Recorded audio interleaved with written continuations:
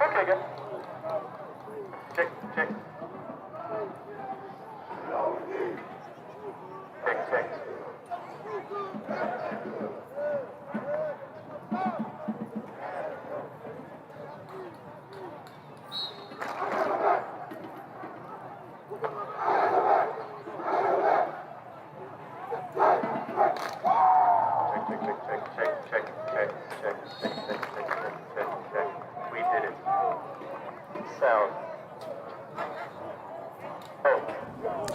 Hello and welcome to the amazing Port Arthur Independent School District Memorial Stadium. I am Superintendent of Schools, Dr. Mark Portery, and on behalf of the Board of Trustees, our 8,000 students, and 1,300 plus employees, we ask you to sit back, relax, and prepare to be entertained by our Memorial Titans football team, marching heat band, flames, and other auxiliary squads. Our district has a long and proud history. 121 years ago, the idea of creating a school system for the children in Port Arthur was born. Through our extended history, we have prepared the best in education, law, sports, music, and more. Our athletic program has a very extensive history as well. Many of the nation's best athletes have played in this stadium. One of the highest accolades a football player can achieve is to play in the Super Bowl. Our district is home to 10 golden footballs. The golden football symbolizes a football player that has played in the Super Bowl. Not only is that an accomplishment for the player, it is a testament to the training they received in their district. Our stadium is equipped with the most up-to-date technology to provide you with an experience you will never forget. So once again, we welcome you to the Port Arthur Independent School District Memorial Stadium. We hope you enjoy your time here with us, and we wish you safe travels on your return home. Go Titans!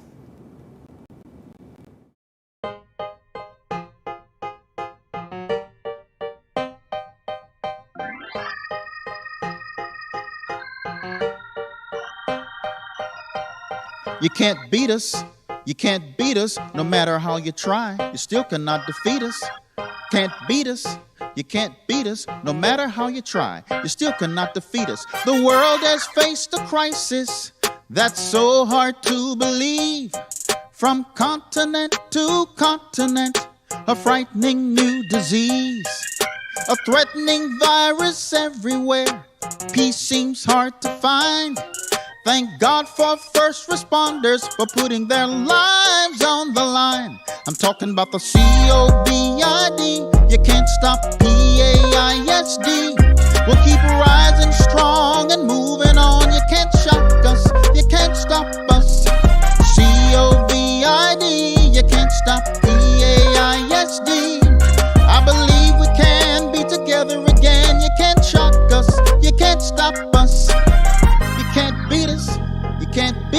no matter how you try. You still cannot defeat us. You can't beat us.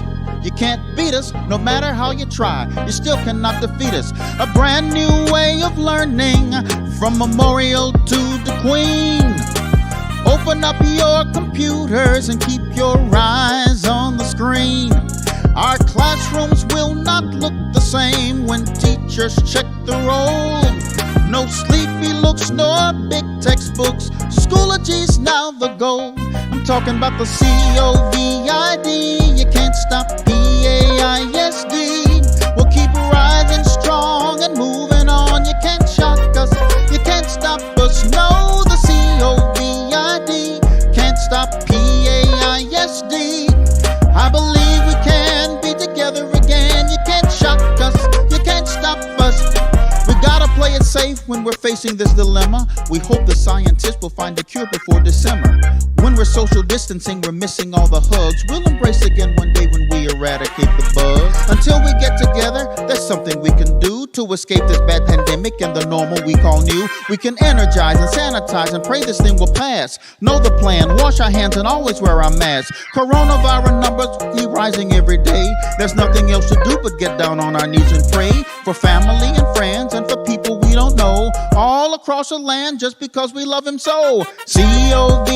COVID can't stop PAISD. We'll keep rising strong and moving on. You can't shock us, you can't stop us. No, the COVID can't stop PAISD. I believe we can be together again. You can't shock us, you can't stop us. PAISD means so much to me. PAISD will bounce back, you'll see.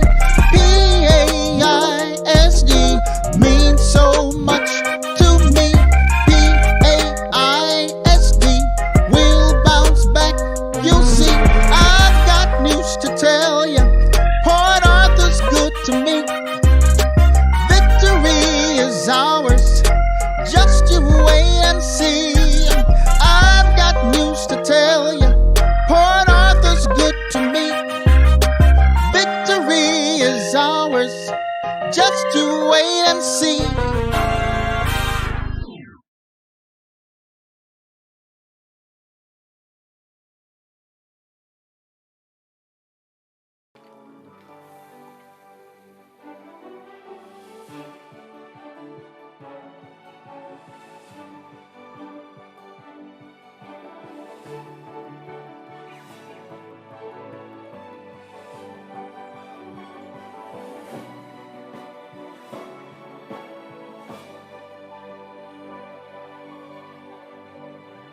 No one can stop me when I taste the feeling.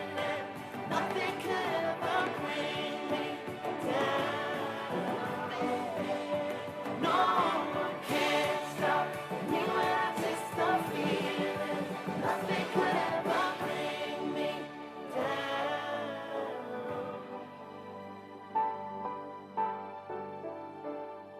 Taste the feeling.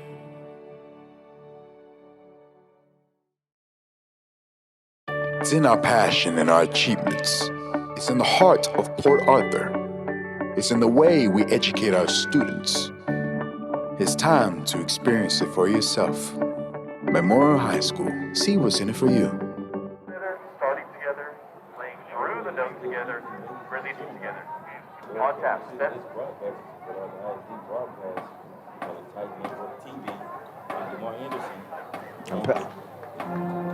I'm Patrick Cook.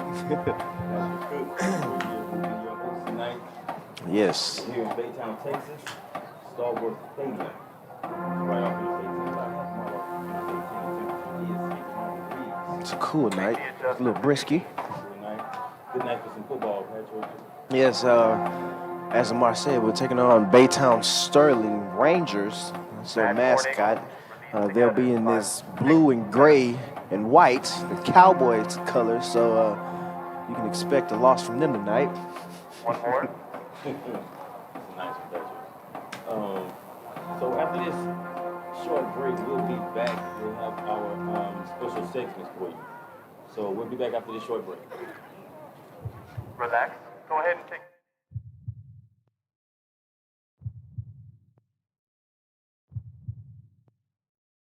Golden Triangle Emergency Center. We're here for the moments that are measured in heartbeats. It sits in the heart of the petrochemical capital of the world. It's the belief that all children can learn. It's families, communities, and staff working together to support and encourage students' academic performance. It's about providing a safe and supportive learning environment. It's about ensuring that our students are college and career ready. Love red, live black, go Titans.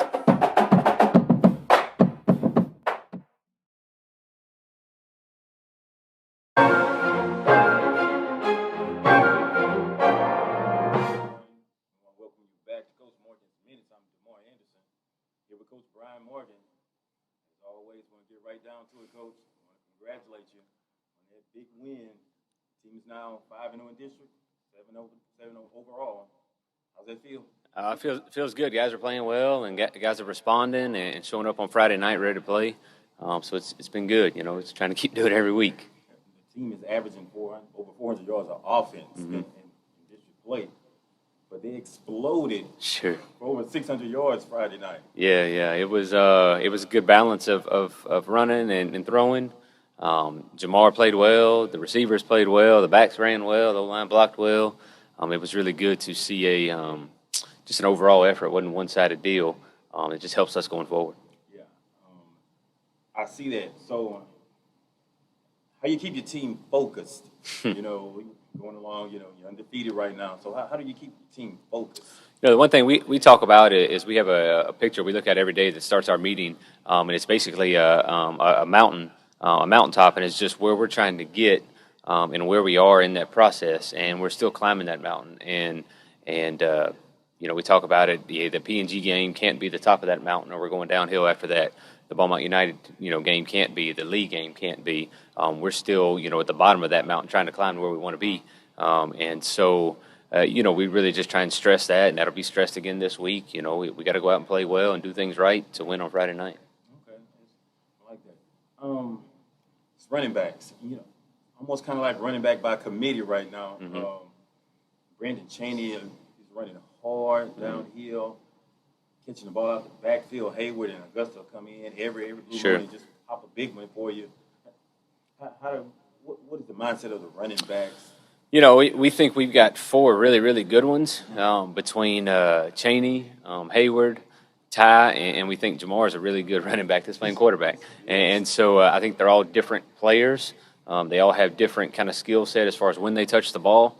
And we just each week kind of try to use them, you know, interchangeably. And they're all three of them, you know, including with Jamar, are really intelligent and can, you know, formation-wise, we can put one at receiver and one at running back.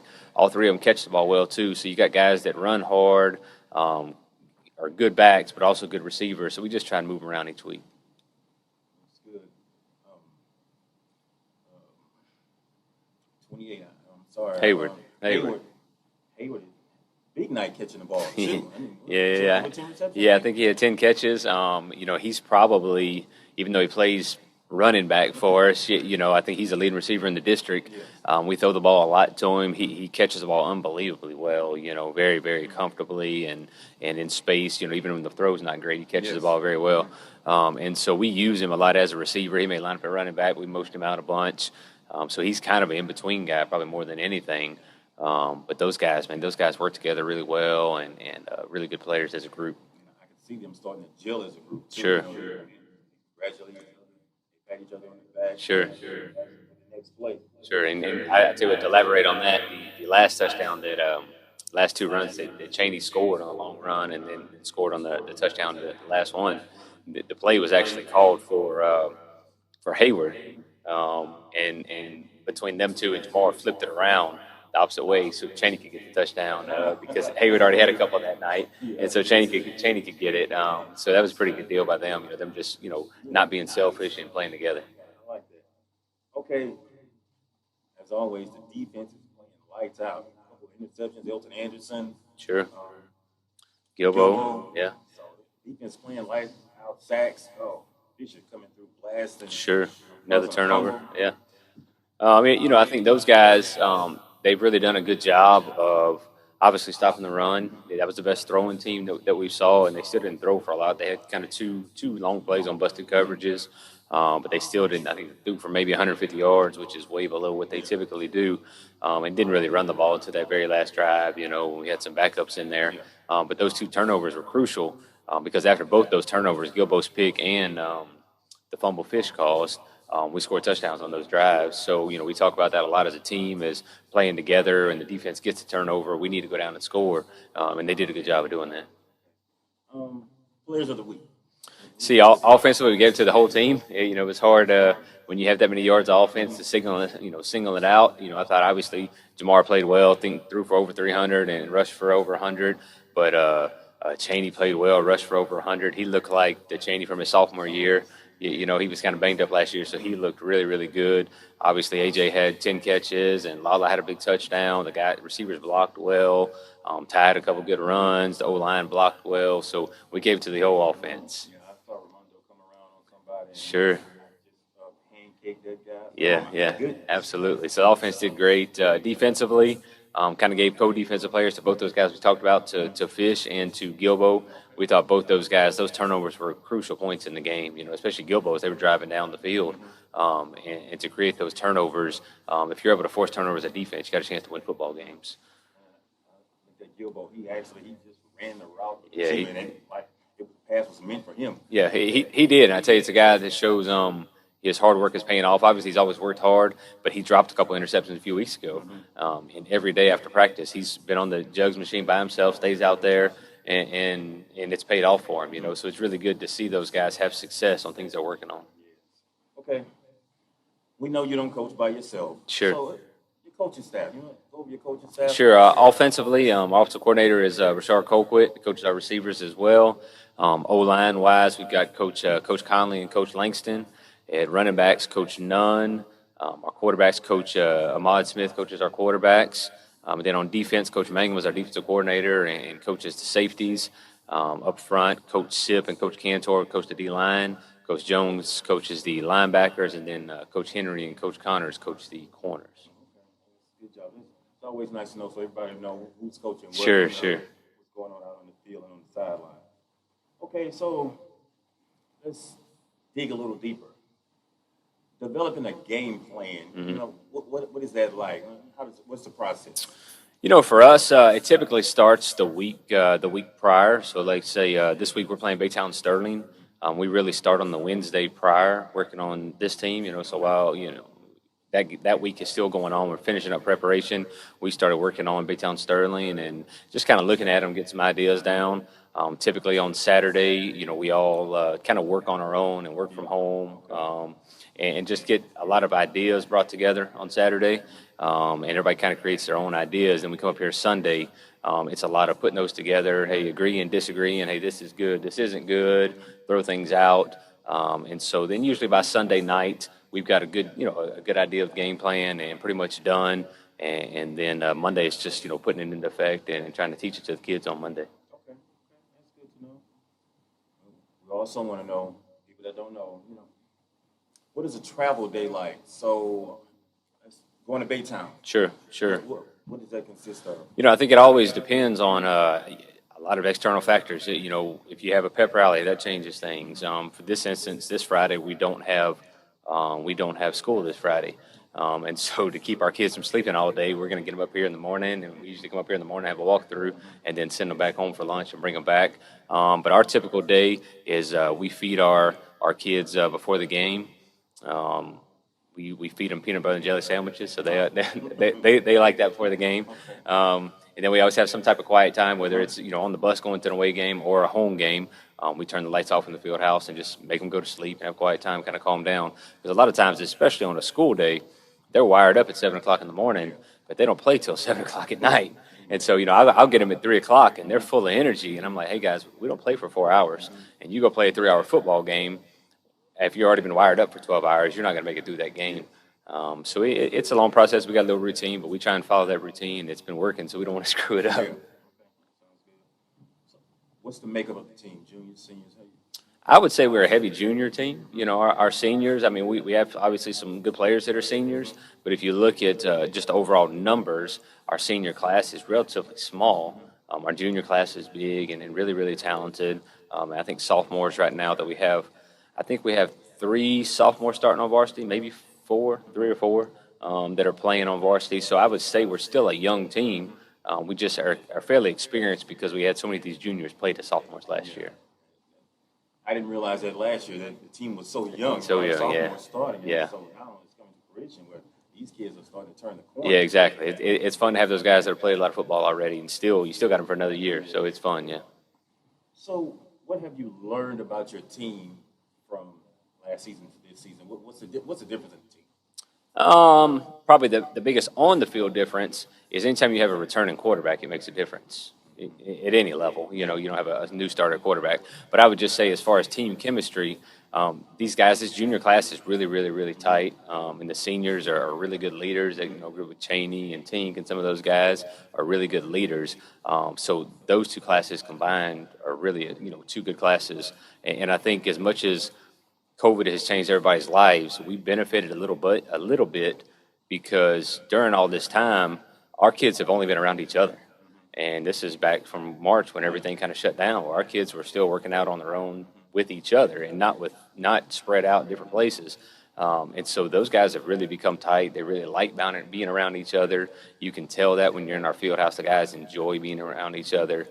They've really bought in, like, hey, look, we go out and work. We got a chance to be pretty good. And so it's showing up on Friday, which is good to see. Okay, that's good, Coach. Okay, Friday night you had an honorary captain, Braylon Harrison. Sure. Always happy for Braylon. Did you get a chance to speak to him, or have you spoken to him, or you just? No. I know he's tried to keep his distance and trying to stay healthy and everything. And I kind of got word. This is probably maybe a month ago. Kind of got word about everything that was going on with him, and we wanted to make sure and honor him because he's a big fan, and we look forward to having him once he grows up a little bit. So going into that, the little Titans, you talked about Sure. talked about them Sure. last week. And so those teams went. You had 4 teams in the playoffs and the Super Bowl. Sure. So they went 3-1 yesterday. They did. 3 teams actually won the Super Bowl. Sure. And we'll talk about that. We'll talk about it more on the broadcast on Friday night. But they did represent Port Arthur. Yeah, they did a good job. I think I saw 2 of the games. I saw the 11:30 and the 3:30 games, and kids performed well. The kids really enjoy being out there, and I enjoy being around those kids. And I think it's important for our coaches to see those kids at a young age, so those guys know who we are. And as they're growing up, they look forward to being a Titan and look forward to playing here. I think that's an important part of an overall football program. It's good.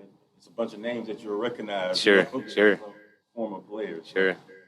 Anything else? That's all we have today, Coach. Thank you for joining us again, as always, being informative. Thank you for tuning in, everyone, and we'll see you next week with Coach Morgan.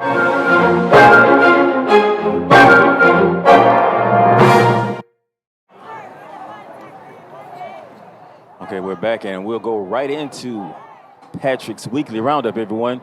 Take it away, Patrick. Yes, thank you, DeMar. So, yes, ladies and gentlemen, welcome to Patrick's Roundup, weekly roundup. This is the second week of this segment that we do. That's what we want to call the stats for the season as well as for the past week's games. And we're going to start off with the season. So, of course, your Memorial Titans come in at number 1 in district play, District 9, 5A Division 1, with a total of 7 wins, 5 wins district play. We'll be taking on Baytown Sterling Rangers, who come in at second from last. They've only won 1 game, which was last week against Galveston Ball, and 4 losses in district play, and they're 2-5 for the season. Now to switch over to offense, total offense, you'll put off the Titans come in at number 1, averaging 428 yards per game. And of course, your defense comes in at number 1 this week, giving up only 219 yards. Now we're going to switch over to Baytown Sterling. They come in last in team offense for district play, averaging only 200 yards per game.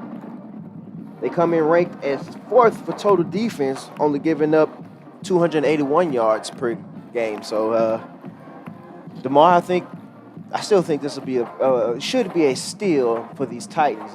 But like I've said before, you don't want them to come in too relaxed. You come in too relaxed against a weak opponent. You play weak, and this opponent decides, hey, we know they're number one, so we're going to play just a little bit harder than them because we know they're going to be relaxed. And so that's exactly right, Patrick. You always come in with the target on your back. Everyone wants to take down or knock down the number one team. So we have to always play and be ready to play and expect anything from these teams. Yes. I'm looking for, on offense, I'm looking for Jamar to have a pretty big game. I look for him to use his legs a lot. You know, he's that patient quarterback in the pocket, but he likes to roll out and scramble under, just a little bit of pressure. So I look for him to run the ball, they like to do a lot of quarterback draws as well. So I look for them to keep their feet on the ground. Going against these stats, they have the upper hand. So, of course, he's going to hand the ball off to this dual threat offense team. Yeah. I agree, Patrick. Last week he had 128 yards rushing, but he threw last week. I want to thank my daughter, Denisha Anderson, for that. He threw for 300 yards last week. He was 22 of 30 last week, so he completed a lot of passes. And Hayward had 10 catches last week as well, so you exactly right. Yes, you can look for this Titan team to lean towards Hayward to have a big game, as well as King Cheney, for homecoming king last week. So his name this week will be King Cheney. So this team's going to look to lean forward to King Cheney on these third and short plays or these down the field plays. They like to do a lot of bubble out routes. To running backs. Running backs, you're right. So that's what I'm looking to see on offense. On defense, these Thomas brothers, no relation. I just always have to say no relation. These DNs are, they're going to come through and step up for this Titan defense as they do every week, as they've been showing consistently. That's what they do. When they need a big play, you can count on the Thomas brothers. Davenport, he's going to have a big game. Malik Jones, he had a big game last week, so we're looking for him to step up again this week. Excuse me, 1 second. Gilbo. Jalen Gilbo, looking for him to have a big week as well this game. So as you say that, Gilbo, I talked to Gilbo earlier at the basketball game Tuesday night, and he said, about this team, they've been playing well, and they want to continue to play well. They can't overlook anybody. They can't play first week football and expect to win in week 7, 8, 9, and 10. So I thought that was good, and we'll talk a little bit more about them right now. Both teams are on the field, so we're waiting on the national anthem. So we'll be waiting on that national anthem, everyone.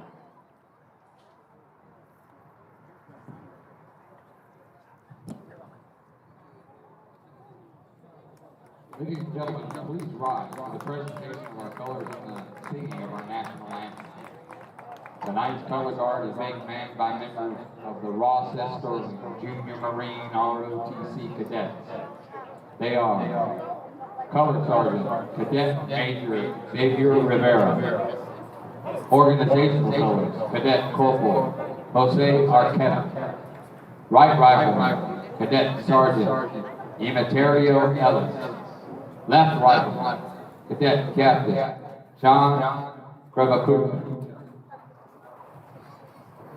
Singing the national anthem is Ross Estor Choir, Isabella Sandoval.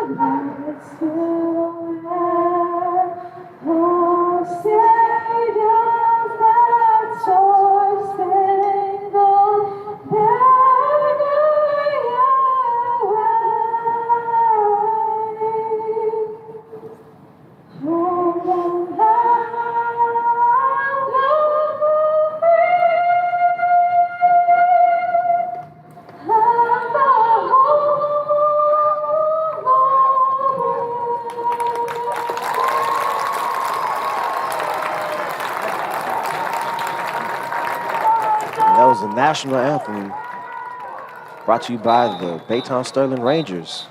Shout out to their ROTC program. Love to see these young men and women who have their future in the armed forces.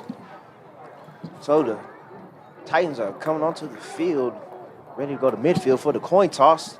They'll be in this all white and black and matte black helmet. Kind of, Yeah, matte black helmets. I like those helmets too, by the way, Patrick. it's a great look on them. They'll be facing this gray and blue, which I like gray and blue just a little bit. I'm a Seahawks fan.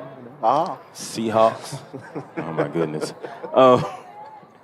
Anyway, as we wait on the coin toss, everyone, I'd like to congratulate a couple of our STJFL Tell them what that stands for. Southeast Texas Junior Football League. Okay, all right. We'd like to congratulate a few of those teams for winning the championship, the Super Bowl this past Sunday in Port Neches, Texas. We want to congratulate the flag team. Outstanding players were Ryland Ford, Louis Govey Jr., Mark Johnson, and Kason Miller had 3 touchdowns.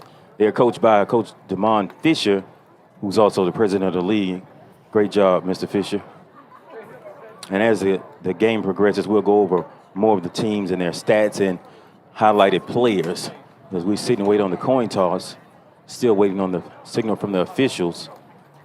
Once again, we're in Baytown, Texas at beautiful Stallworth Stadium, right off Interstate 10. The temperature is once again 59 degrees. In the press box, it's a little bit cooler in the press box, Patrick. It's definitely. I should have worn my fleece today. Yes. Ryan Fontenot says, I am at home tonight. I don't want no mess from you. What's up? So thank you for tuning in, Mr. Ryan Fontenot. Missed the signal, so we'll wait on the signal from the officials. Well, it looks like they're going to be receiving. The Titans are going to be receiving this kickoff. I'm not sure who won the coin toss, but with them going in the backfield to receive, so you know they'll be kicking come second half. Yeah, that's back deep. I think that's 28, Adrian Hayward. Yes, and it should be number 2. It's number 13 number back 13. deep. Okay, they changed it up on us. Yeah, Jalen Gilbo back deep for us. Return the kickoff. So to kick for the Rangers is number 17, Ramirio Longario. Titans will receive the opening kickoff. So, yes, ladies and gentlemen, while we have the time, go ahead and shout out in the chats on YouTube and Facebook where you're watching from. We would love to see. If you're watching from across the state, if you're watching from Afghanistan, just browsing, hey, let us know. So we wait on that kickoff. We don't have our friends, the auxiliaries and the band, Mr. Frazier. We don't have those tonight. Yes. Titans going to play hard, though. Yes, we know. They also had parent night here earlier this game, so Sterling fans are in attendance tonight. Patrick, the kicker, the Rangers will be kicking from right to left. The kick is short. It's fielded by number 21, Brandon Cheney, and that's where the Titans will take over, start this first drive from their own 25-yard line. Yes, looking forward to a good first drive by these Titans. They've been playing well offensively, Patrick. Yes, and they also didn't have school today, so they got to do nothing but hang out at the house and sleep, hydrate, stretch, get those legs warm for this game today. Yeah, they thought they were going to sleep late. Coach Morgan said they made them come in this morning. Yeah, they came in this morning, did a walkthrough, and then went back home to eat lunch and back this afternoon. So no sleeping late for the Titans. Yes. First down. Handoff is to number 28. That's Hayward. That's a 4-yard gain on the play. Not really sure who was brought down, but I couldn't make out.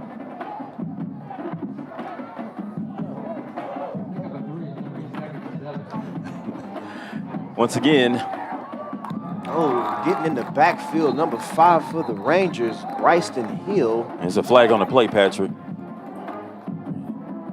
A clear and obvious defensive penalty, but we'll wait on an official call from Yeah, I was gonna say maybe the referee. Did he jump early? Did I?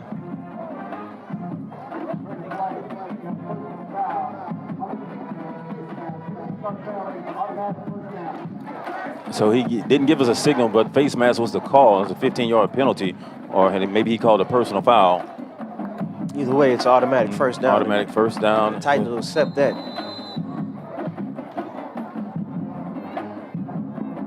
Titans in a bunch set at the top of the screen. Single set at the bottom, single back in the backfield. Pass is complete for no gain on the play. It was gobbled up by number 34 initially, Jaden Corey. That pass is complete. Was that number 3 or number 9? It was either Blanchard or Williams. It was number 3 on the reception. Mr. Halliburton, we want to thank you for that. You can be our third announcer tonight, if you'd like to, sir. Yes, he has the binoculars, so he has that X-ray vision. Downfield, wide open is Williams. Down at the 20, the 10, touchdown. He made that look easy, DeMar. I mean, he beat the defender downfield, caught the ball, stopped, made a couple shifty moves, get the defender out of his shoes, walked it to the house. That's right. That's Elijah Lala Williams. This touchdown. He had another long touchdown pass last week, Patrick. Yeah, he did. 40 or 50 yards. So that's Williams coming alive this second half of the season. Yeah, I mean, that's just what the Titans looked to lean towards. At first, it was Tony Brooks, main receiver, and then Lala is starting to wake up. That's right. Morales out the kick. Holder is by number 21, Cheney. Kick is up. Kick is good. Morales has done exceptionally well this season. Well, these past couple of games, when it comes down to the kicking game. That's right. He's been doing real well. Yeah, he only missed one kick last week. So that's good. At 10:45 left in the first quarter, everyone. We'll be back after this break. The Titans lead by a score of 7, Rangers 0. It's game day. All you should be worried about is the score, because we've got the food covered. With fresh, never-ever frozen chicken fingers, craveable cane sauce, crispy crinkle-cut fries, and jugs of freshly made tea and lemonade. Raising Cane's Chicken Fingers, one love. And as always, want to thank Miss Kim Sanders for that. You had the sleepy eyes. I don't know what you ate this afternoon, but Mr. Charles Sanders. Could have been that delicious sandwich we were blessed with by the stadium before a game started. So Morales is out to kick. And the kicking team be kicking. The Titans will be kicking from left to right. Back deep for the Rangers. And it's going to bounce out of bounds at the 6-yard line. Almost made it. Yep, just out of bounds. So that'll be a penalty against the Titans kicking team. So it was number 2 for the Rangers, Trinity Oliver, in the backfield to receive.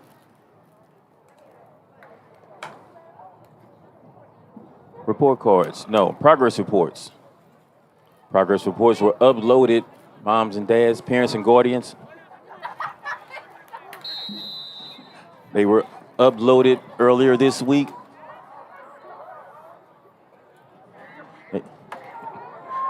They can be viewed online at the PAISD parent portal. So parents, guardians, take a look at those grades. Make sure every student is doing well in their classes.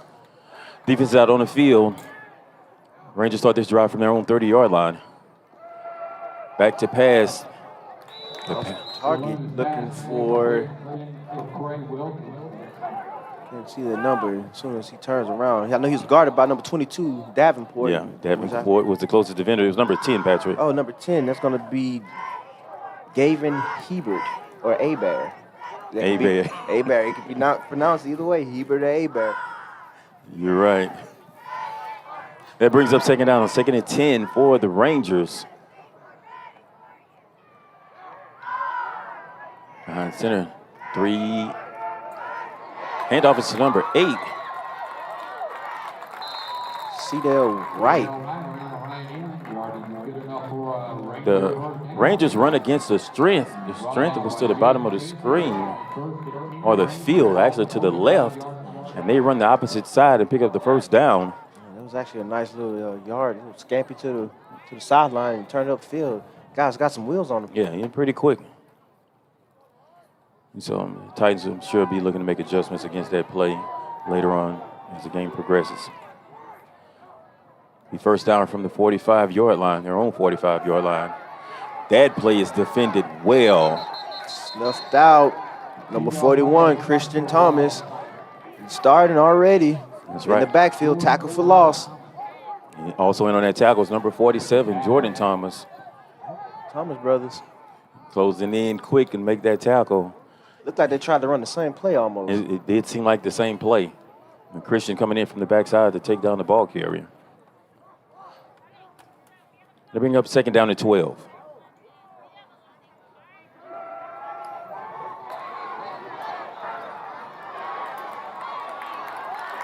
And the quarterback picks up big yardage and also a first down. It was a nice play. He was finally ran out of bounds by Jalen Gilbo, number 13. And that quarterback is number 13, Richard DeLana. Yeah, he was flushed out the pocket. DeLuna, excuse me. Yeah, he was flushed out the pocket, Patrick. And he just didn't have anybody at the second level to get him down. So he does pick up the first down on that run. Yeah, he looked like Jamar out there just now. A little bit. Pocket collapse, ran. I really didn't expect him to have that little wheels on him like that. The first and 10 from inside Titan territory. Passes up. It's complete. There's outstanding coverage by the Titans, number 6. It's Jelani Chevalier. Yes, sir. Yes, sir. It's just a good play for the receiver. Pass was caught by number 11, Maddox Wilkinson. Heavily guarded, so it was just a good play by the wide receiver. Yeah, Chevalier closed quickly, and he actually had a hand on the ball. He did. The receiver just did a good job of holding on to it. So this brings up first down from the 25-yard line of the Titans.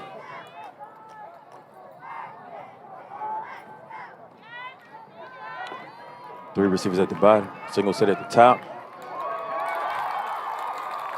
It's the same play from the other side of the field. That's all they did was switch sides of the field. That pass was complete to number 2, Trinity Oliver, guarded by Jalen Gilbo, number 13. And the Titans, that's the second time the Titans have sent a blitz. So they're trying to get to this quarterback pretty quickly. And see, Gilbo was backed off in coverage a little bit, so he just ran a little quick slant route over the middle. Picked up another first down for the Rangers. Rangers get the signal from the sideline. Doubles on the field for the Rangers. Handoff is up the middle to number 21, and he is taken down. Met in the hole by number 17, Daryl Thornton, sophomore linebacker. Brought down by Daryl Thornton. Number 21, Jaden Truesdale, is on that carry just now. Coming in for him is number 3 of the Rangers, Jaheim Fever. So the Rangers trying to answer from their first score of the Titans. Trying to answer. They moving the ball down the field. I think the Titans weren't expecting this. Oh, good call, good no call. Referees, way to let these young men fight it out. It's both pushing and shoving on the offensive side and defensive side, so it's good no call by the referees. That's right, the ball is in the air, so everybody has to play on the ball. And with Chevalier on the coverage, it was intended for number 11. Number 11. Maddox Wilkinson. Goodness. It'll be third down from the 10-yard line. Back in motion, split out, sent out wide. I saw it happen on the play. Did you see it? It was good coverage, but the receiver took a peek inside. The receiver did not want to run that route. Saw that linebacker coming over the middle. Yes, exactly. That's exactly what happened. Number 2, Trinity Oliver, he did a three-step slant route towards the middle of the field, and he looked inside and saw. Looked like Thornton. It was Thornton. Yeah, it looked like Thornton was sitting right there, and he peeked at him like you said, Demar. And he was like, not today. Slow up a little bit. So it brings up fourth down. They send out the kicking unit. It's number 17 out to kick. Yeah, Ramiro Longoria.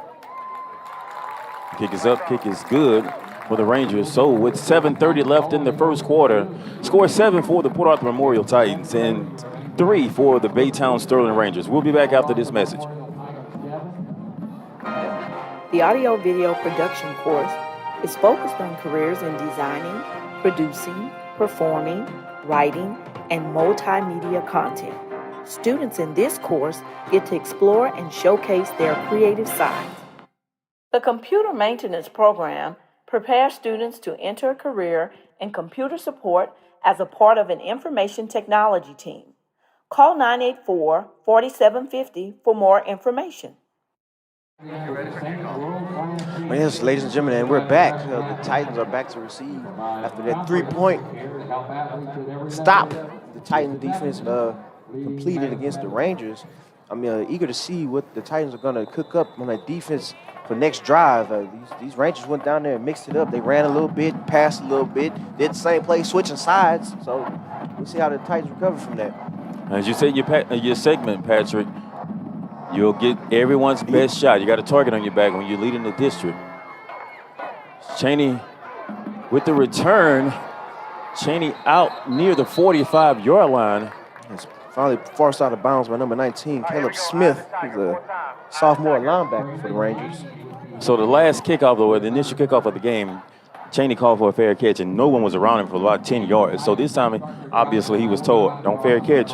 Look and see where they are. So he picked up about 10 or 15 yards on the return. It wasn't bad. He could have took it to the house, looked like a little bit. Yeah, he was close.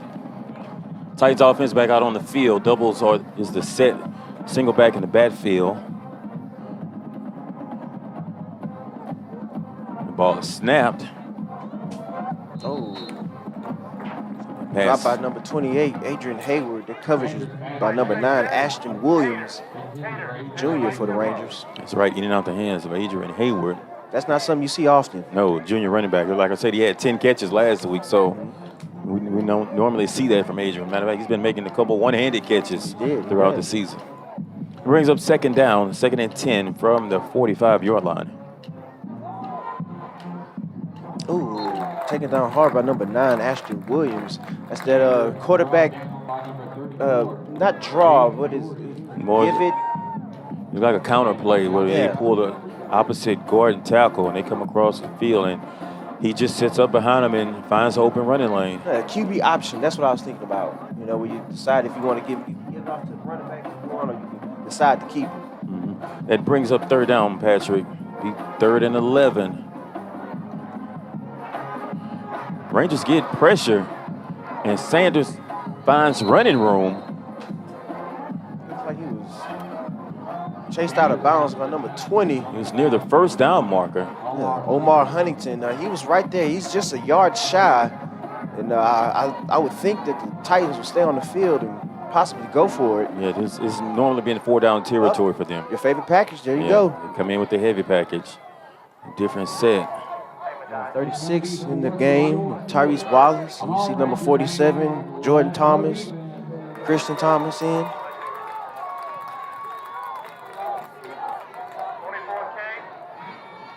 And they pick up the first down.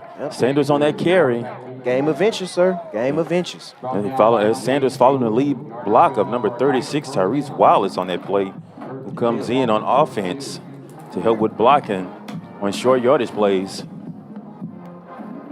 I thought I saw Christian Thomas come in as well. Christian was in.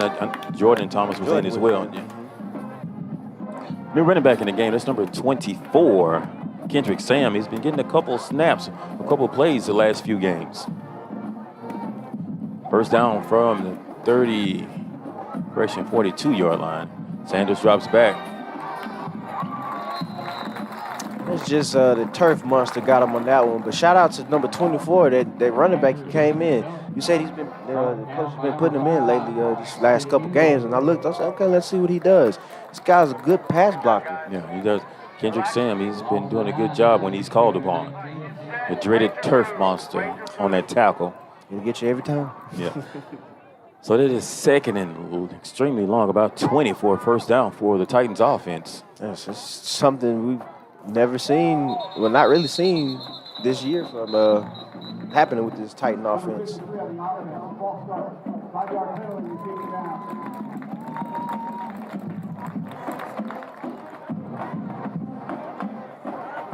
Penalties against the Titans. So push him back.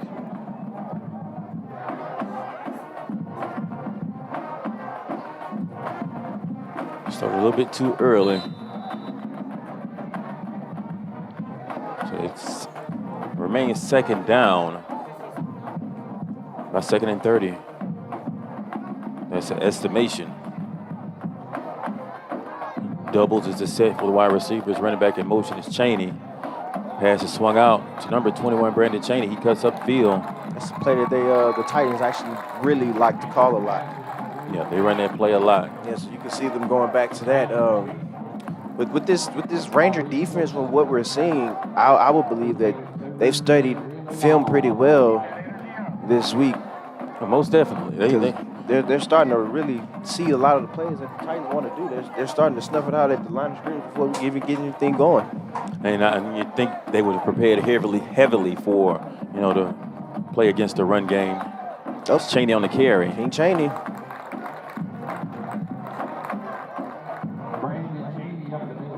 That's a nice run even still just to get it back in the Ranger territory. A little bit past the 50. All right, here we go. Next. That's correct.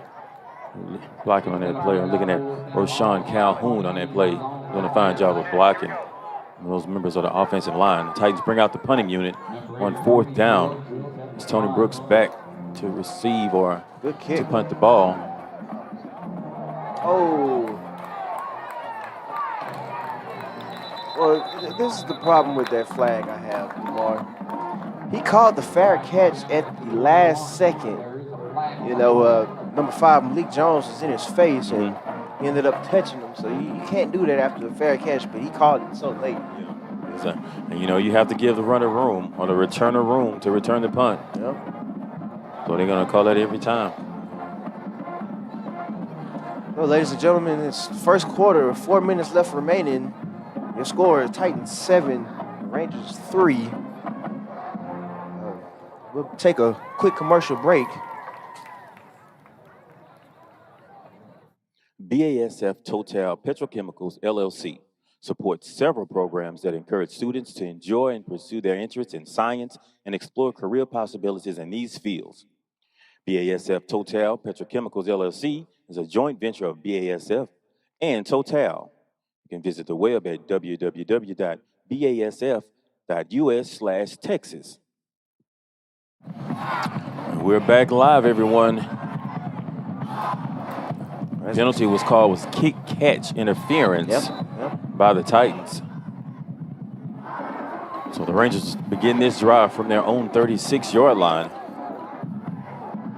4 minutes left in the first quarter. Score 7 for the Titans, 0 for Sterling Rangers. Handoff is to number 3. He didn't make it past the line of scrimmage on that one. That was Jaheim Fervier. All right, here we go. Stay set. Yeah. Horse. The horse. Think about it. And let's see. So it's second down. He loses a yard on the play. Be 2nd and 11 from the 30, about the 30-yard line, 35-yard line. Stand corrected. Quarterback drops back. He's under pressure. Thomas gets a hand on him. Oh. Receiver is open, but the pass falls incomplete. Number 4, Jason Snyder. Number 13, Richard Luna was looking for. The second time, the quarterback, or Thomas, got pressure. Jordan Thomas, that is, got pressure on the quarterback from the top of the field. So I'm glad he didn't complete that pass. Yeah, because nobody was covered. Nobody was over there. Yeah, but at least not for 10 yards. It would have been a first down. Yes. So third down and 10, 11.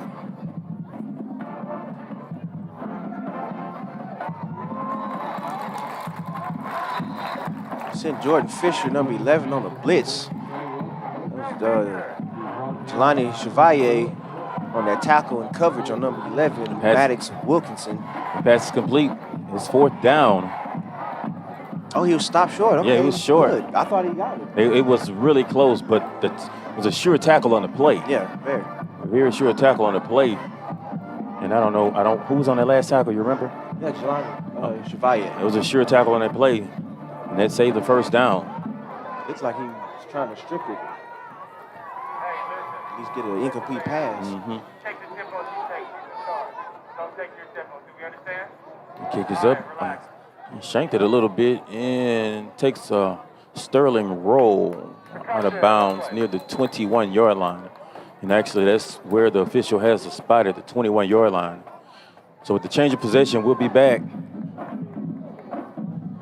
If you love to build things and work with your hands, then construction technology is the course for you. Call 409-984-4750. Give us a call today. Back to live action from here in Stallworth Stadium in Baytown, Texas. The temperature is about 36 degrees in the press box. Man. 60 degrees outside. So Sanders with the snap to give his number 21, Chaney. Brought down from behind. Trying to outrun that defender. Not too sure who was on that tackle. Yeah, I miss who made the tackle. Couldn't see, so that's about a 3-yard gain on the play. The band is not in attendance at this game, nor the cheerleaders. So it's a little quiet on the visiting side this week. 5 wide receivers set for the Titans.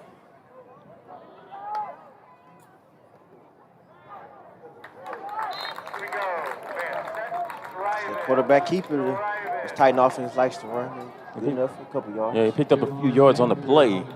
I was looking, they had a defender up on the line, an extra defender up on the line of scrimmage, so they're trying to focus on stopping the run. And I can imagine that's why that first touchdown, was able to happen. Well, they're probably trying to settle for a play-action pass. And so now we have doubles on the field, Chaney in the backfield.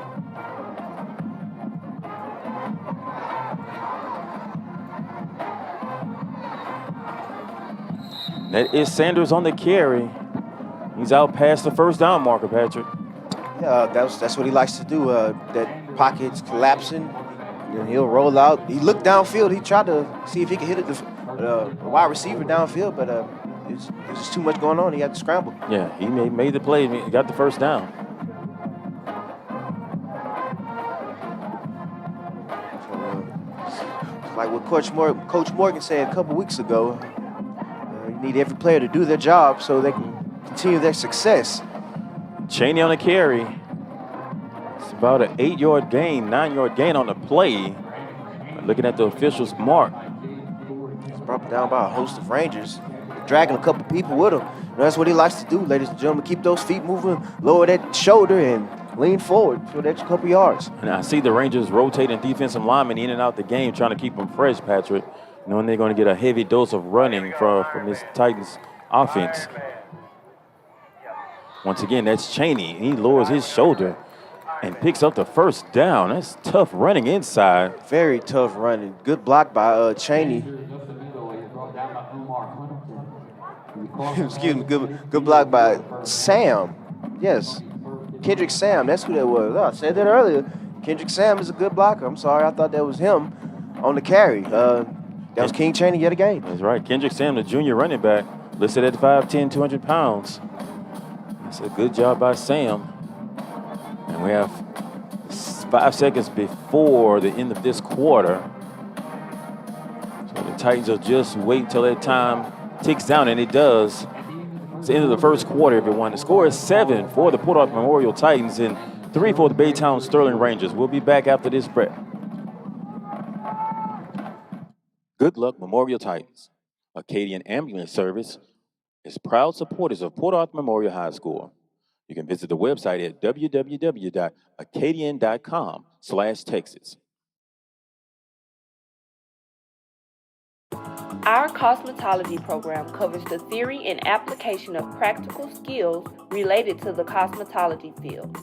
Call 409-984-4750. Give us a call today. Live action here from Stallworth Stadium in Baytown, Texas, right off Interstate 10. This brisk night and even colder press box night. I wish I could see the icicles hanging from my nose. Offensive set is doubles, twins to the right and left. Chain with some protection. What a catch by number 8, Tony Brooks. That's something we haven't seen since week 1 against P&G. That was double great. coverage, Patrick. Whew. Huge catch for a first down.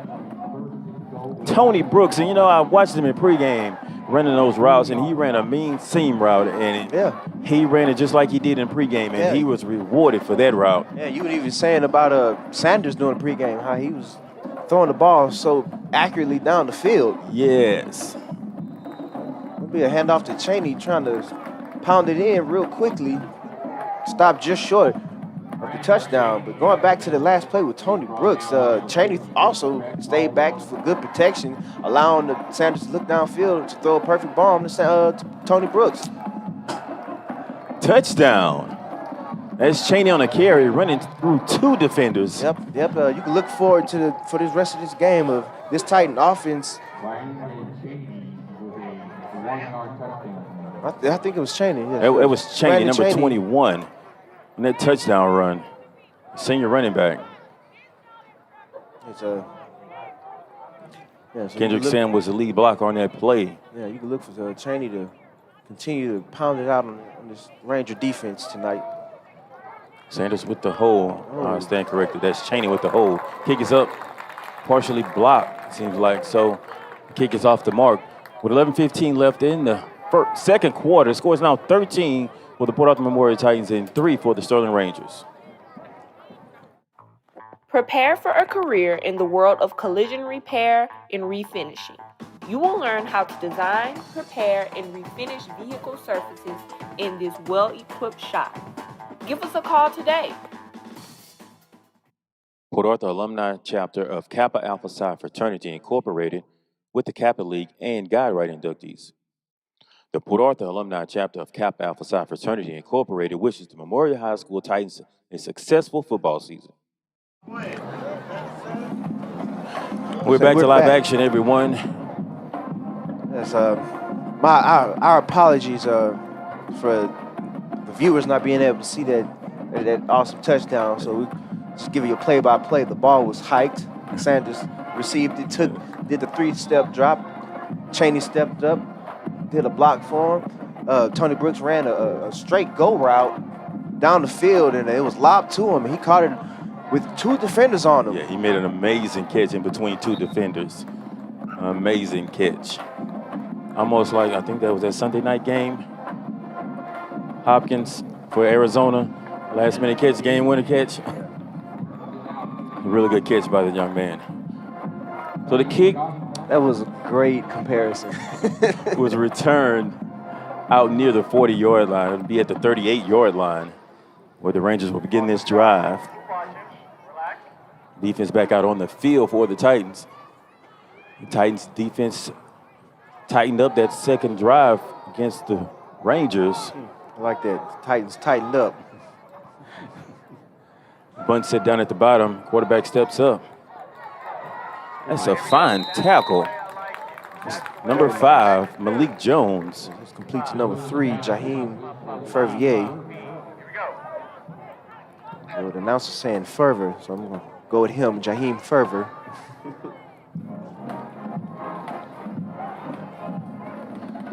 So that brings up second down.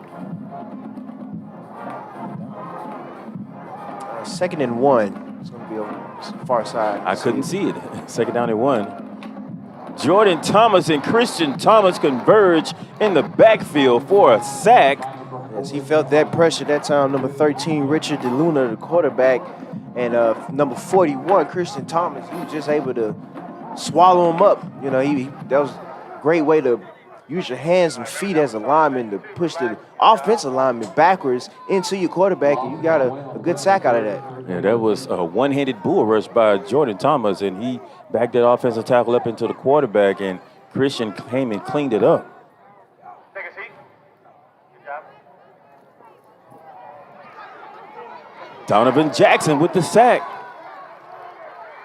Number 45, nice sack as well. This Titan defense and tightened up for real. After that 3 points, they got it and said, hey, no more points, not against us. Those defensive ends are pinning their ears back and going at it. Once again, Jordan Thomas forcing everything inside along with Christian Thomas. As soon as the quarterback stepped into the pocket, Donovan Jackson was there to take him down for a sack. It was a good play. You got the punt teams out, the punting units for both teams out. Who's that back for us? That is Williams. I was about to say, I think it's number 9. It's Elijah Williams. Timeout is called on the field, everyone, so we'll be back after this message from our sponsors. Have you thought about a funeral plan for yourself or for your family? People who have pre-planned say it's a great source of comfort. More and more people are choosing to pre-arrange their funeral because it eliminates second guessing about what your spouse or family member would have wanted. It reduces family stress at an already emotional time. It saves hundreds of dollars by planning and funding tomorrow's funeral at today's cost. It guarantees your family will never have to pay more for guaranteed goods and services. Call Gabriel Funeral Home at 983-6661 or 983-6662, and one of our counselors will be willing to help you. And right on time, Ms. Sanders, we're back to live action. It is 4th down. The Rangers have out their punting unit. Back deep for the Titans is number 9, Elijah Williams. It's Mr. Lala. Punt is high in the air.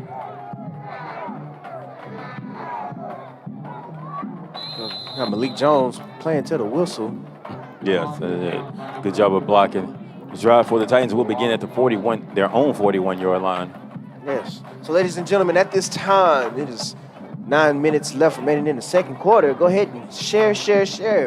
Whether you're on YouTube or if you're on Facebook, share this live stream, this live broadcast to everybody that you know that's on your page. Let them know, hey, the Titans are up 13-3 against the Baytown Sterling Rangers.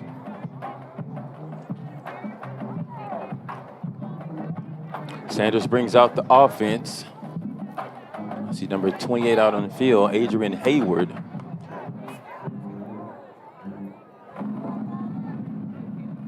Handoff is number 21 up the middle. Brandon Chaney, he's at the 30. Can he get to the end zone? Oh! The 10-yard line, he's taken down. That's number 1 with the tackle for the Rangers. That's Brandon Chaney on the first play of this drive. Reese Sylvester, number 1 for the Rangers, came and tripped Mr. Chaney up at the last second. DeMar, that had to be his biggest run of the season thus far. That's his longest run of the senior. You're exactly right. Yeah, that was a perfect run. He hit up the middle and just took off. Exactly right. Fine job. Now, I don't know what his dad's going to say about being caught from behind. Yeah. Chaney on the carry again, running inside. He's brought down by number 20, who had the initial contact, Omar Huntington of the Rangers. He's near the 5-yard line. So you know Chaney is telling coach, feed me, give me the ball, give me my touchdown. I put us down here. I know this is a team, coach, but I put us here. Let me finish. Yes. Doubles at the set on both sides. Sanders looks downfield. Contact downfield. No call. The pass falls incomplete. It was intended for number 3, Kelby Blanchett. Fighting for position to try to make that catch, but it falls incomplete. It looked like a little bit of backyard football on that play. And that was a little bit more contact than usual. Yeah, that was a lot of contact. But I'd rather that than flags flying all over the field all night. I completely agree. Yes, sir. I'll go with that. It brings up 3rd down. 3rd and 6 looks like.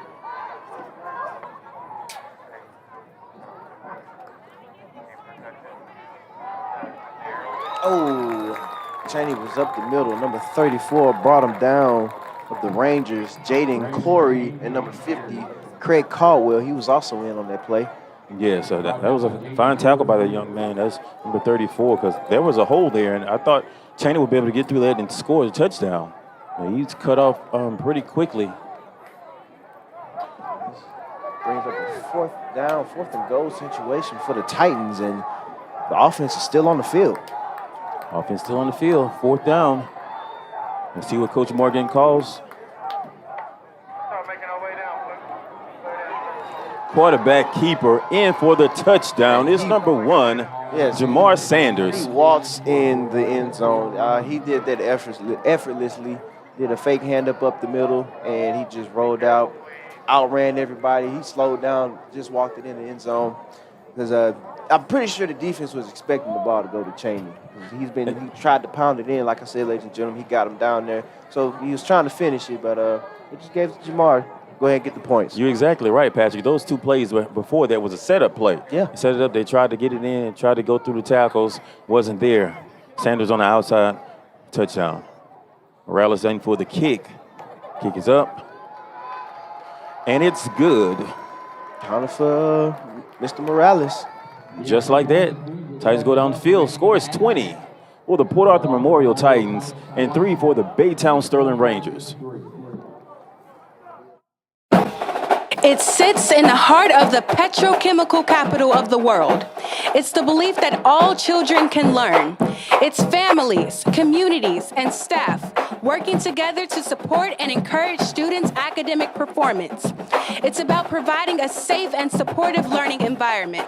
It's about ensuring that our students are college and career ready. Love red, live black, go Titans. And we're back, ladies and gentlemen, after that breakout run from Cheney. Again, it looks like it was about a 35, 40-yard run. Got down to a 4th down, and Jamar Sanders ran it in. So Kyle Morales kick it off deep. Received by number 17, Ramiro Longoria. Brought down finally by number 5, Malik Jones, just past the 35 at the 37-yard line. So the Rangers are going to start another drive to see if they can get something going on this next drive and put some points on the board. Try to catch up with this Titan offense and defense before things get a little ugly out here.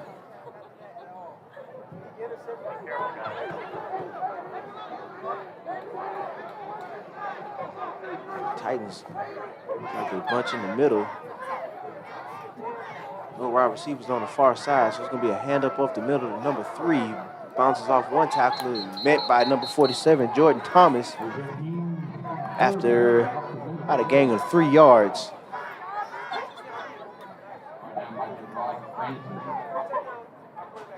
Yes, I just hope Mr. Cheney isn't beating himself up about that carry he had and almost getting to the end zone. It's okay, just put it behind you and keep working hard. The numbers speak for themselves. So 2nd down.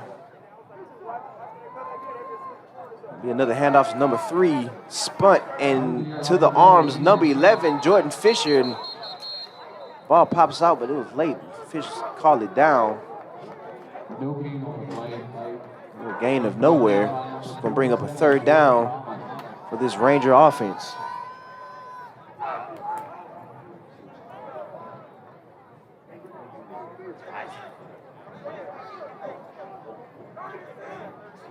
We got the Ranger band going in motion to get ready for their halftime show. The Rangers still looking towards the sideline to get the call. They finally come up with something. Oh, there's going to be a timeout called on the field, so we'll be back after this message from our sponsors.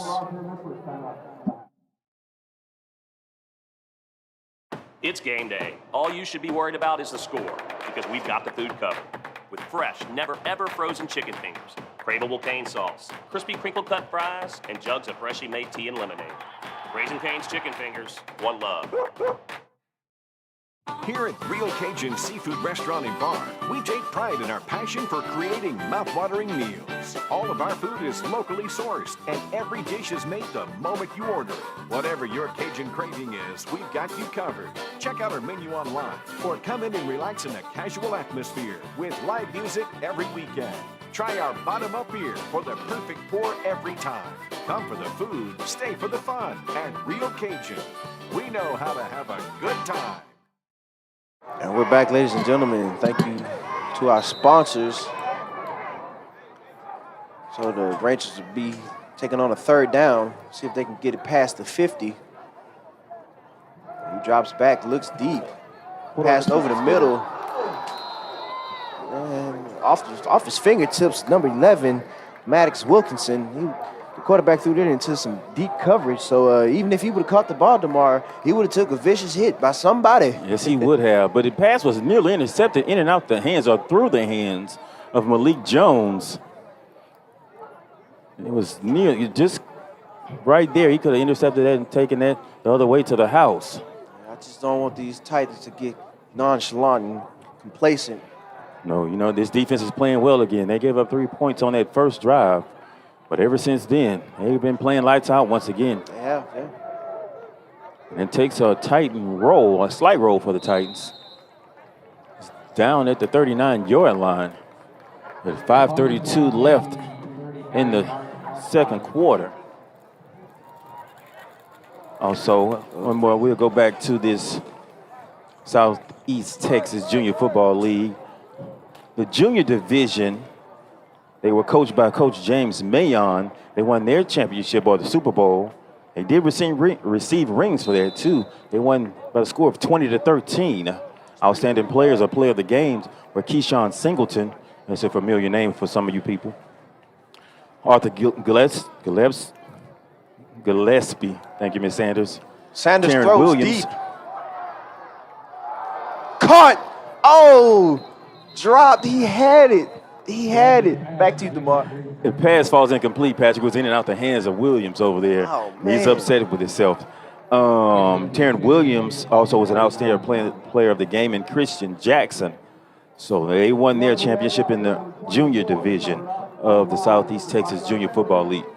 Yes, it covers about number 25 on the last play, Camden Shore. There's a penalty called. I'm not sure what the call was. It was a 5-yard backup for the Titans. Penalty flag on the play. Be first down again. Okay. First down again to be 1st and 15 for the Titans. That's what the yard marker says. It's number 21 on the carry, Brandon Chaney. Picks up 5 yards, so they're back to the original line of scrimmage. Looks like he was initially had contact with number 34, Jaden Corey. The Rangers, he actually went on the blitz that played that time up the middle. So there's a 3 wide receiver set at the bottom of the screen or to the left of the screen. The top is single.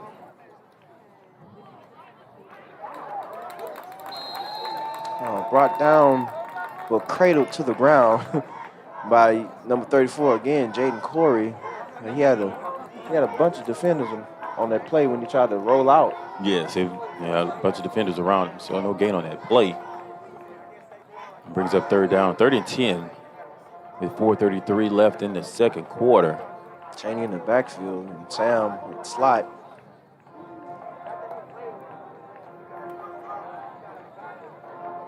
Sanders looks downfield. And sacked by number 20, Omar Huntington. It's taken down for a loss. That's a penalty flag on the near sideline.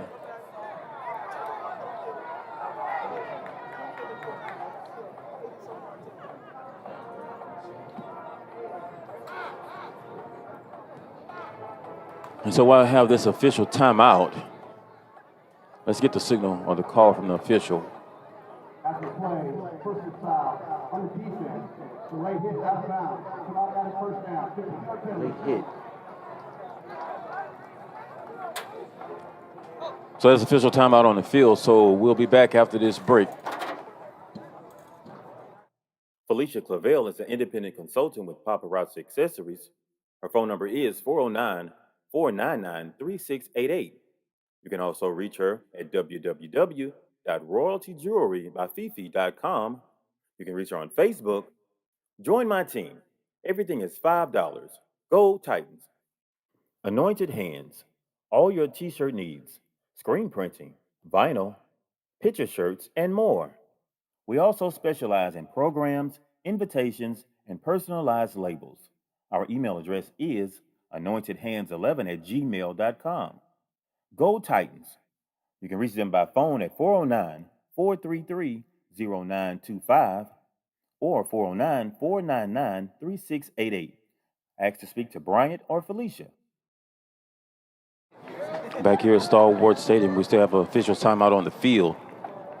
It's 4:14 left before halftime. Score is 20-3 in favor of the Boardwalk Memorial Titans. Yes, ladies and gentlemen, so wherever you are, let us know where you're watching from. If you're watching from your bathroom just to get away from the little kittens, let us know. If you're in the car, trying to get some alone time, if you're in the attic, Flowers in the Attic. That was a great movie. But yeah, just let us know. We love to see. We are watching the chat at all times on Facebook and YouTube. Just give us a shout out. We will see. We do see. We love the feedback that we get from you guys each week. From where you watching. One guy said he was watching from Colorado one time. Alaska, California, Arkansas, Georgia, Florida. We're trying to get all 50 states, basically.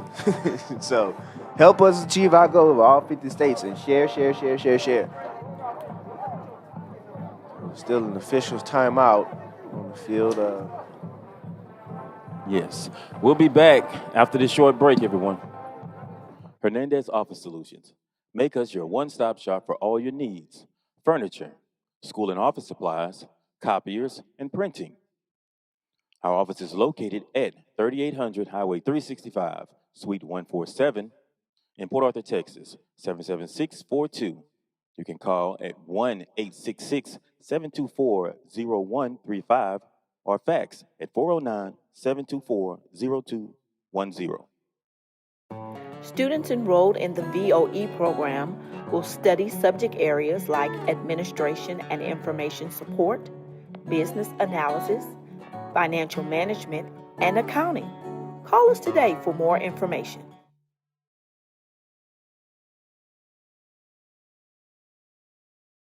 And we're back, ladies and gentlemen, after that official timeout. Glad to see no one was severely severely hurt or anything. We love to see these players walk off on their own strength. So that's always good to see. At the end of the day, just still friendly competition, and to have competition and be healthy players. That's exactly right, Patrick. We have two more divisions to discuss in this Southeast Texas Junior Football League. We'll get to those as the teams return to the field.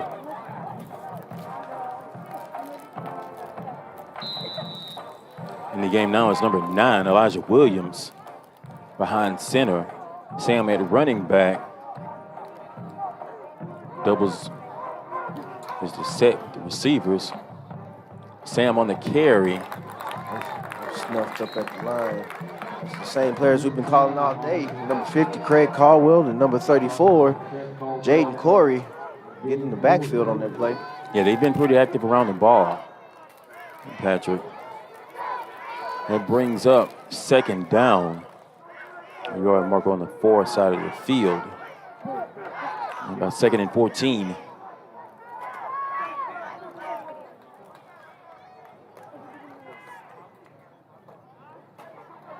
Oh! Cheney with the carry.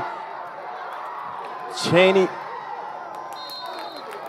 taken down inside of Ranger territory near the 40-yard line. DeMar just really love how this man runs the game.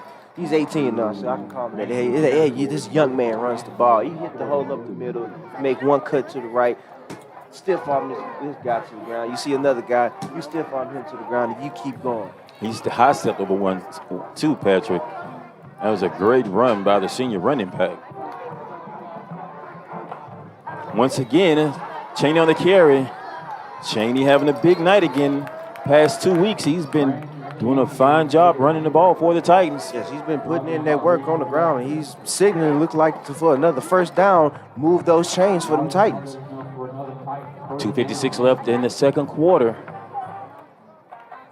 Into the game at receivers, number 80, Javian Hopper. Okay, yeah. He's in a slot at the top of the screen. Like a tall receiver. Williams. It's a penalty flag thrown on the play. We'll wait for the call from the official. It's a nice broken tackle.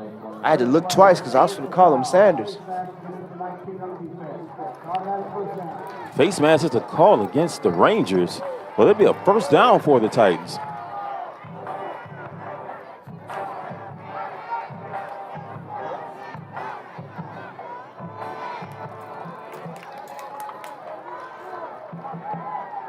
So the officials mark off the penalty against the Rangers. Be first down from the 19-yard line.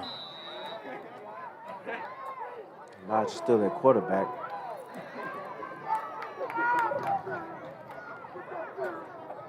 Oh, Kendrick Sam on the carry. You see that cut? In to the end zone, touchdown. Kendrick Sam runs. That's his first touchdown. First I know the young touchdown man of the is season. Happy. Good Yes, job, he Kendrick is. Sam. He is listed as a junior, so he'll be back next season, ladies and gentlemen. Yeah, I'm pretty sure his That was parents are proud. Yeah, that was a nice cut. Good job. Just to turn it up and go in for the score on the end zone. Looked like he was running for his life on the sideline. Yeah, he just showed to get breakaway in, 'cause speed, they too. were close, yeah. He showed the breakaway speed to get upfield and score, get the ball in the end zone. Morales out to kick. Extra point.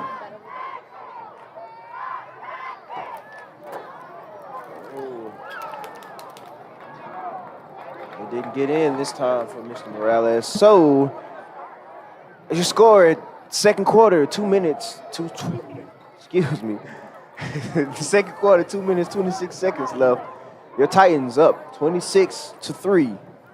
We'll be back after this short commercial break. The Welding Technology program here is a 2-year program designed to help students gain the basic welding and fabricating skills. For more information, you may call 409-984-4750. It sits in the heart of the petrochemical capital of the world. It's the belief that all children can learn.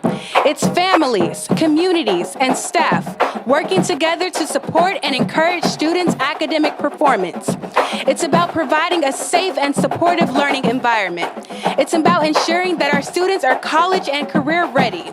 Love red, live black, go Titans. Back to live action, everyone. Kendrick Sam is the son of Kenneth and Penny Sam, so I'm pretty sure they're proud of their son. The Rangers nearly turned the kickoff over on the return. That was mishandled by number 9, Ashton Williams of the Rangers. Looks like they had a trick play up their sleeve. They wanted to reverse it a little bit, but it went in and out the hands of the initial returner. I think he was more focused on what he had to do instead of catching the ball, and that's how that happened. Yeah. So at halftime, we'll have some stats for you by our special guest, Mr. Tom Halliburton from the Beaumont Enterprise. Always welcome here in the press box with us. The Titan TV with Miss Kim Sanders and her crew. Oh, flag on the play. They didn't get the ball off in time. You see the play clock at 0 on the far side, on both sides of the field.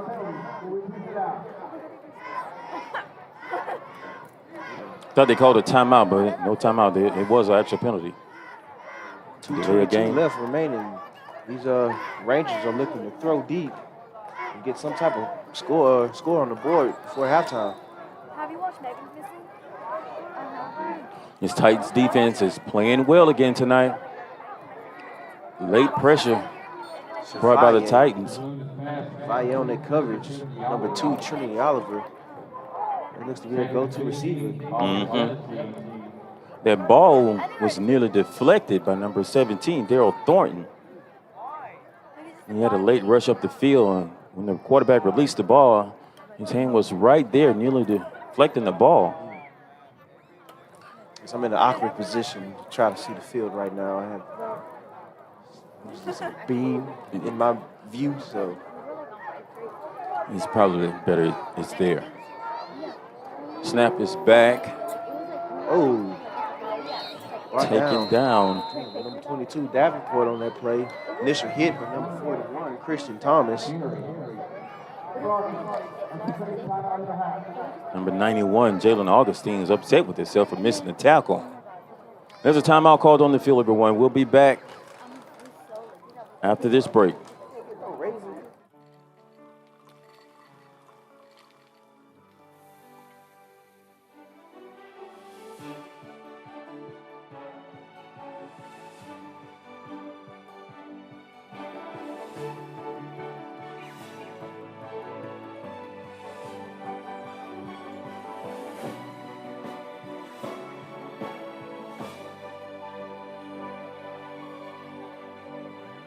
No one can stop me when I taste the feeling. Nothing could ever bring me down.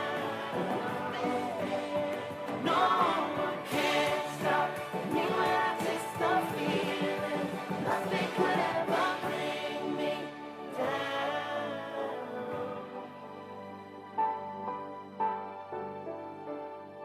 Taste the feeling. It's a live action, everyone. You missed the play. The Rangers just picked up a first down on a pass. He was thrown to number 2, Trinity Oliver, and finally brought down by number 5, Malik Jones. Not after 20-yard line, looks like. 1:46 left before halftime. It's number 15 on that tackle. On Francis. Francis getting some action tonight. Rotating in between him and Elton Anderson. Those two seniors are doing a fine job. Looks like they're trying to do a little hurry up. Tries to look downfield, and he just overthrew that ball. It was intended for Maddox Wilkinson, number 11. Malik Jones on the coverage on the play. Stop the clock at 1:21. Bring up a third down. Yeah, that pass was complete off the mark. It was 10 yards over the receiver's head. I saw what he tried to see, but Yeah, it possibly would have been there, but it was so far overthrown. Third down, 3rd and 4. Rangers are starting to move the quarterback around a little bit. He's under such duress back there. Yeah, caught by number 10, Hebert, or Abear. Brought down gently by number 22, Davenport. It's 3rd and 1. 56 seconds left. We're waiting on the official. So signal the first down, move them chains, and they're trying to hike the ball before the Titans can get set. yeah, the Titans thought it was a timeout call.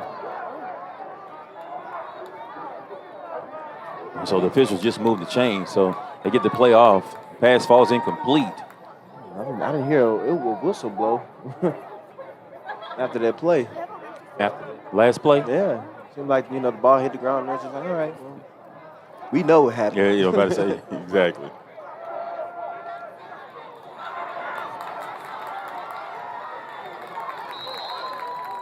Number 13 trying to bring some life into this Ranger defense. Richard Dulana getting the ball right at midfield. And there's a timeout called on the play. We're going to take a quick commercial break and we'll be back. Your impact on their life is the real final score. Coach, we work hard to offer solutions to make your job easier, giving you more time to make a difference. Because while we're the best at equipping athletes, you're the best at equipping lives. BSNSports.com. BSN Sports, the heart of the game. It's in our passion and our achievements. It's in the heart of Port Arthur. It's in the way we educate our students. It's time to experience it for yourself. Memorial High School. See what's in it for you. Back to live action, everyone. We had a 30-second timeout called on the field by the Sterling Rangers with 31 seconds left before halftime. How many timeouts do they have left? Just one. So these guys are most likely, they may get into field goal territory, but I don't see this Titan defense giving up a touchdown before the halftime. Go 5 wide set for the Rangers. Flag on the play.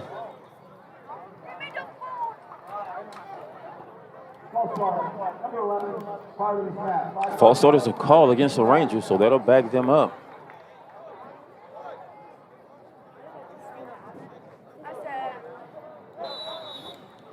It's a 5-yard loss on the play.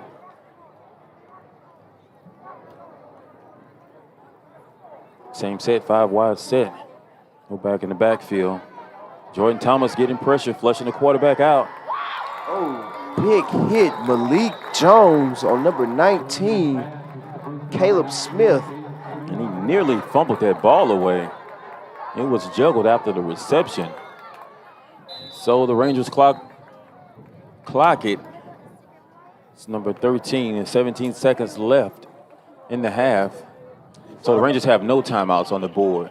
Now, and they finally just got into Titan territory. So what as a coach, you know what I'll tell these guys? Okay, look, they've driven the ball a fair amount of yardage down the field. So what we're going to do is we're going to protect this sideline.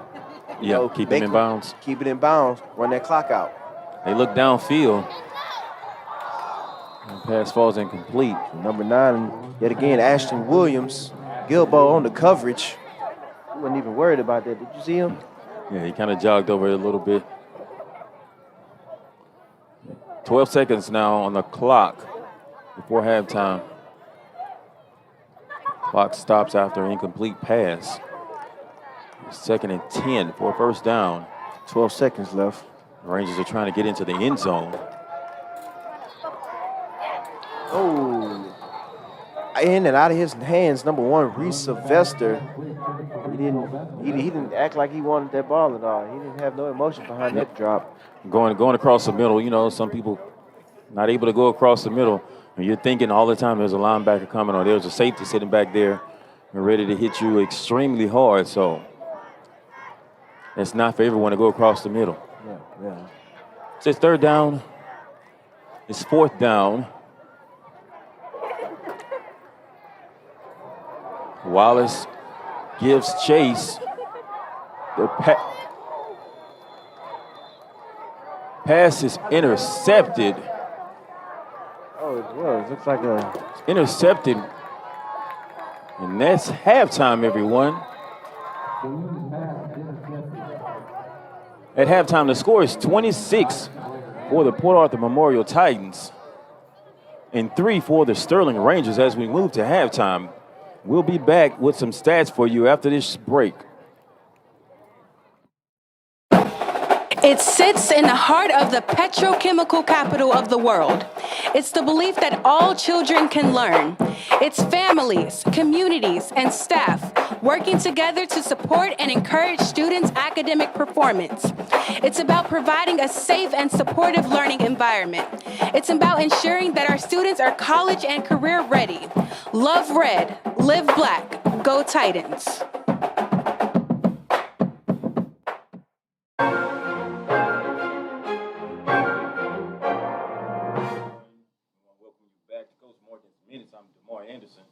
Here with Coach Brian Morgan. As always, want to get right down to it, Coach. I want to congratulate you on that big win.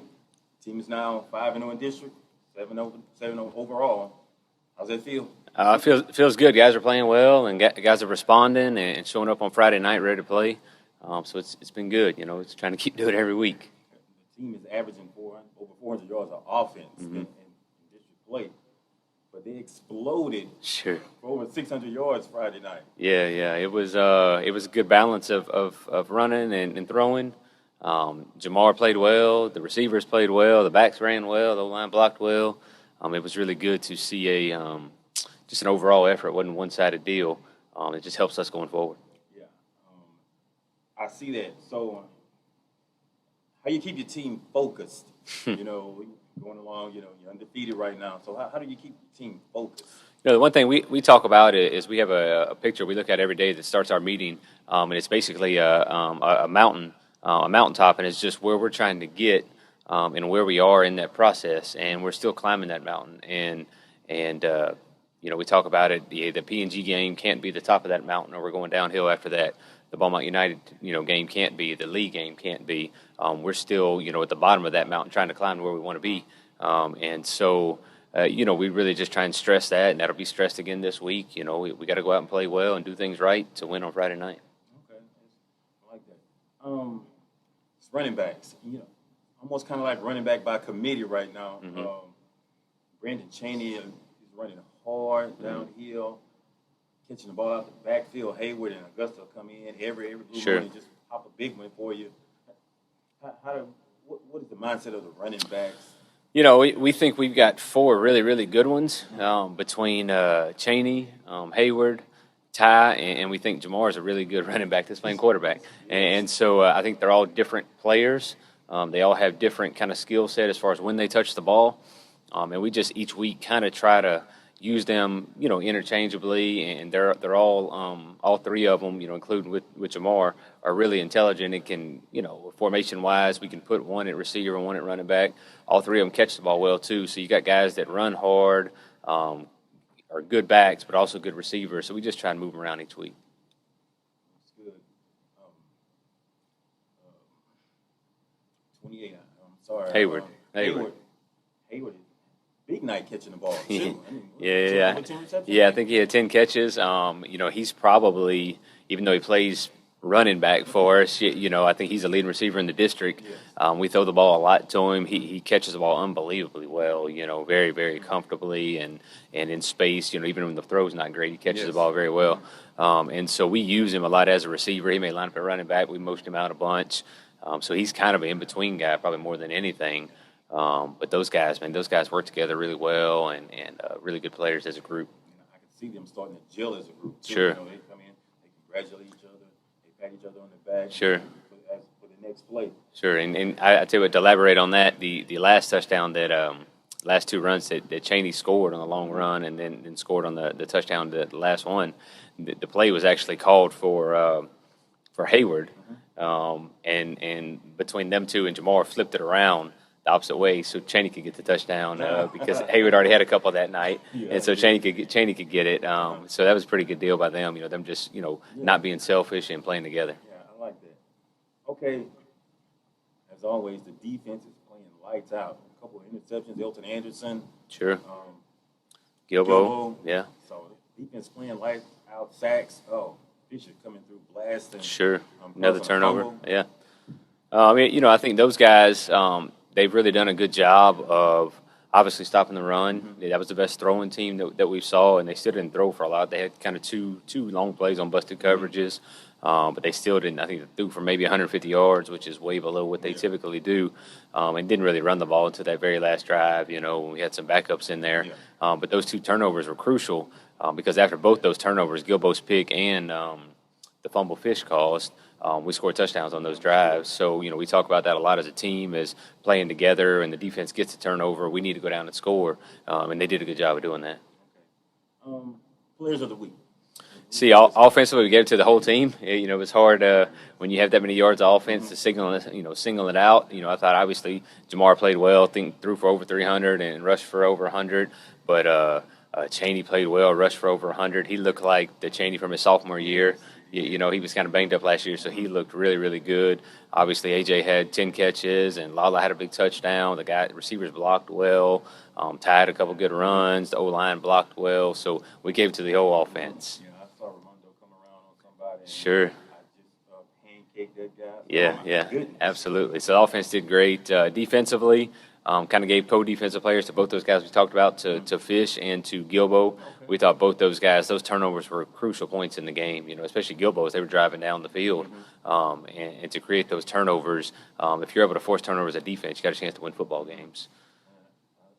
Gilbo, he just ran the route. Yeah, and the pass was meant for him. Yeah, he did. And I tell you, it's a guy that shows his hard work is paying off. Obviously, he's always worked hard, but he dropped a couple interceptions a few weeks ago.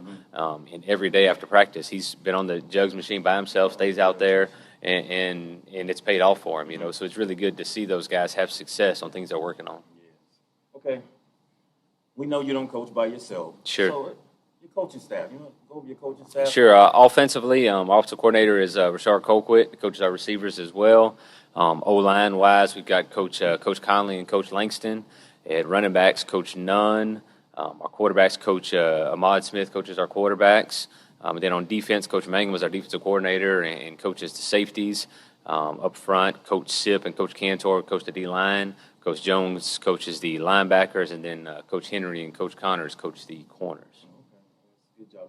It's always nice to know so everybody know who's coaching what. Sure. What's going on out on the field and on the sideline.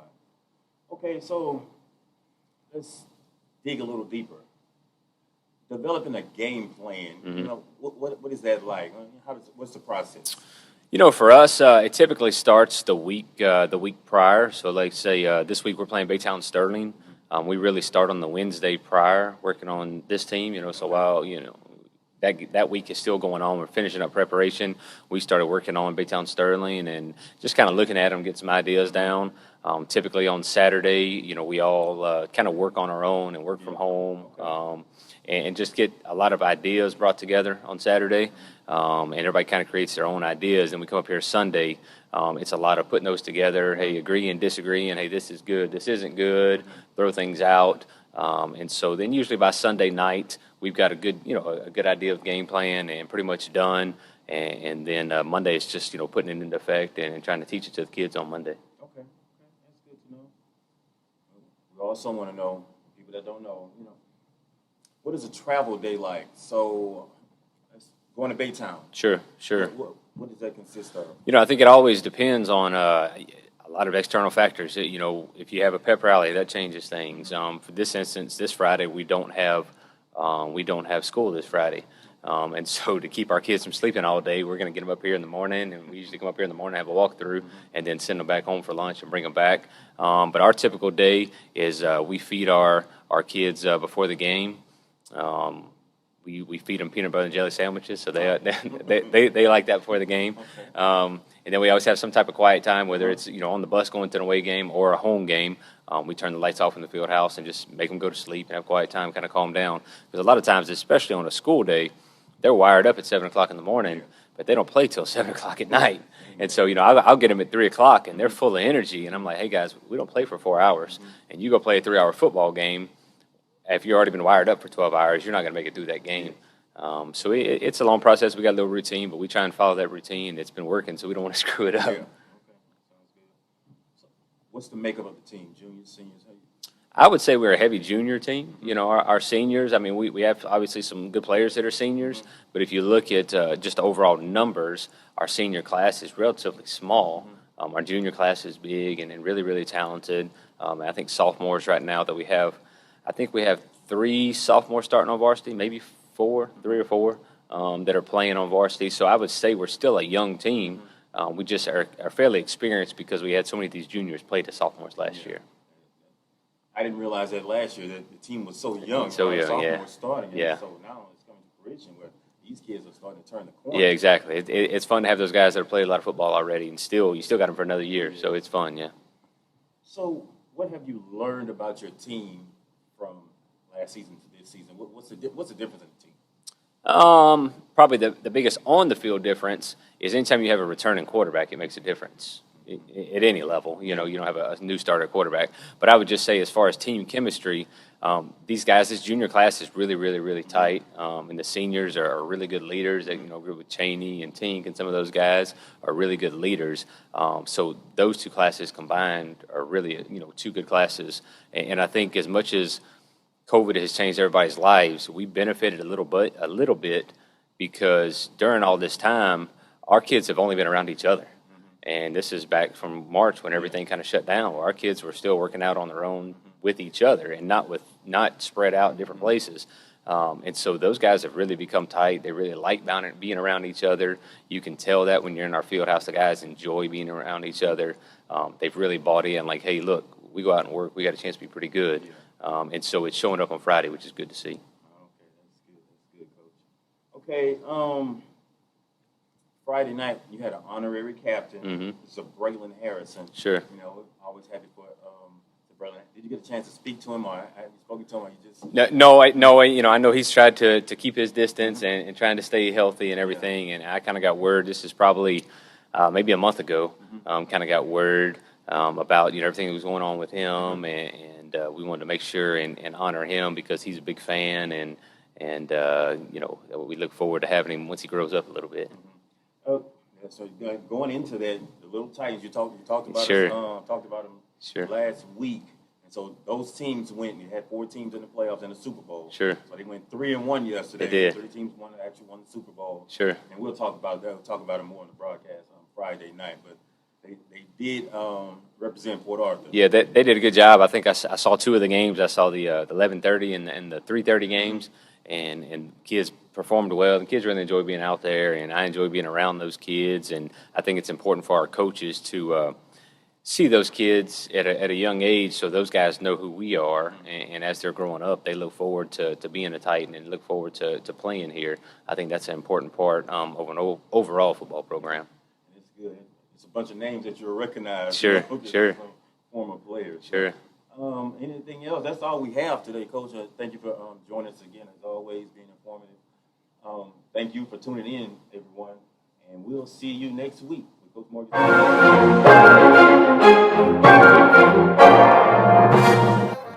And we're back, everyone. We're at halftime here.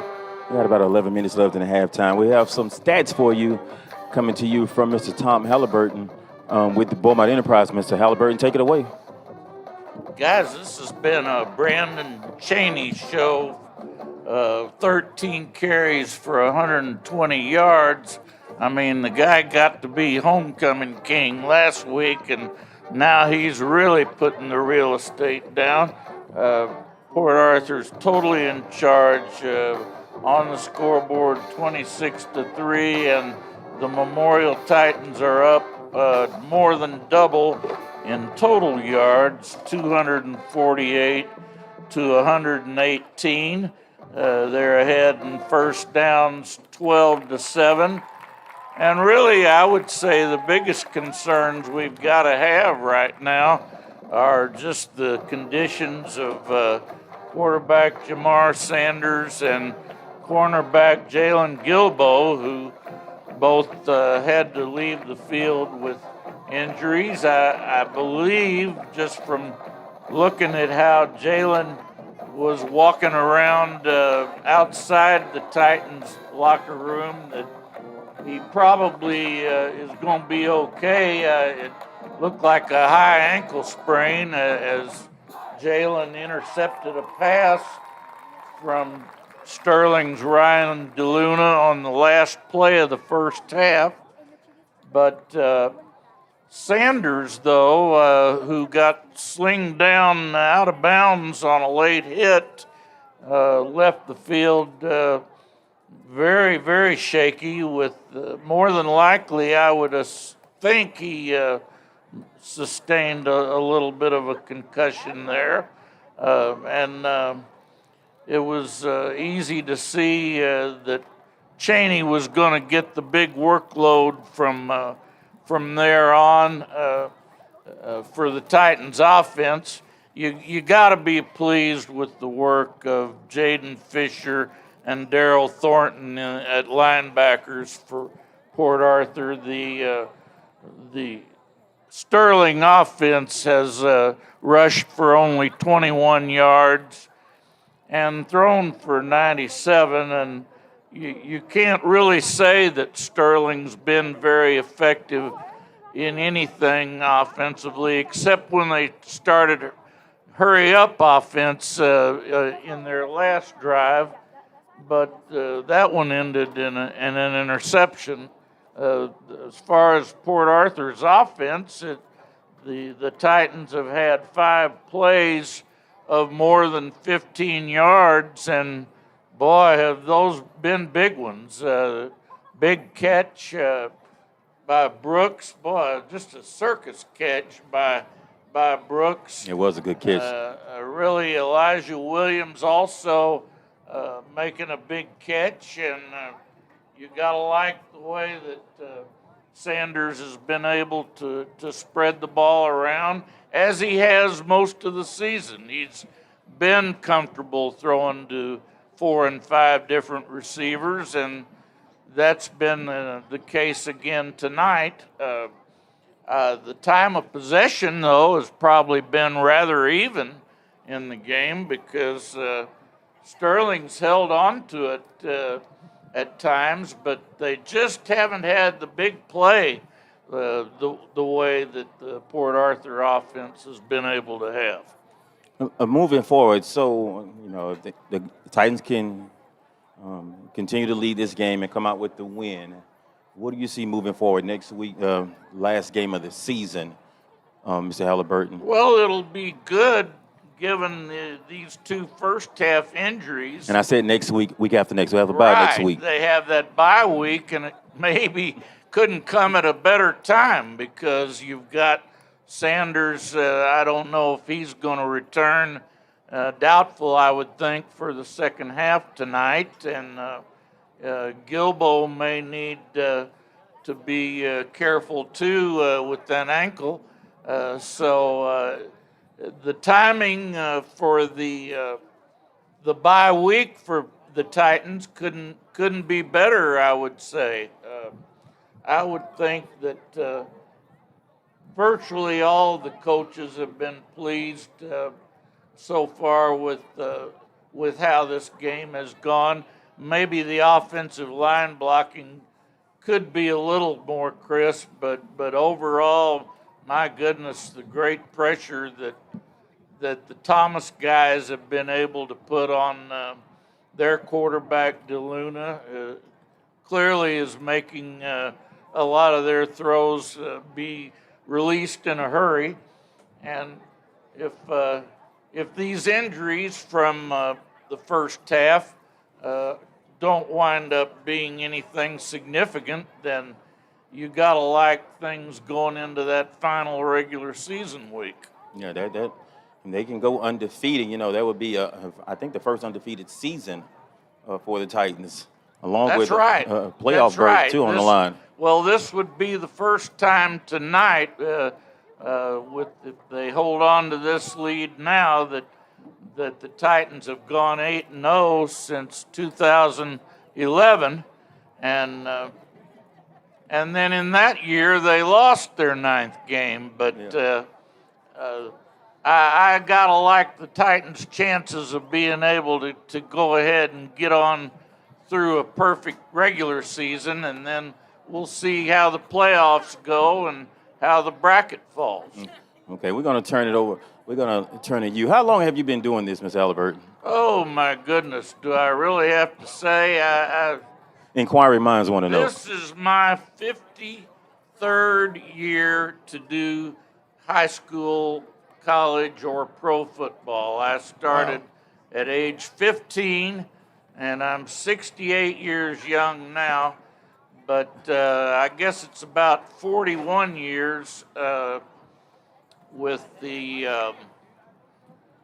Southeast Texas area. Okay. And I can certainly remember many, many years of great Bumblebees and Yellow Jackets and Eagles football games, and got to see plenty of them myself. Really have been proud of the Port Arthur School District because both of my daughters went through all 12 years there, and they've gone through and made good careers and good lives for themselves. So anybody that says you can't excel going through the PAISD is full of baloney, because it's as good as it gets. Well, thank you for that. We appreciate you coming in and helping us out tonight. Thank you for those halftime stats. As always, you're welcome to come back anytime. And it's great to talk with y'all. Thank you. All right. Have a good night.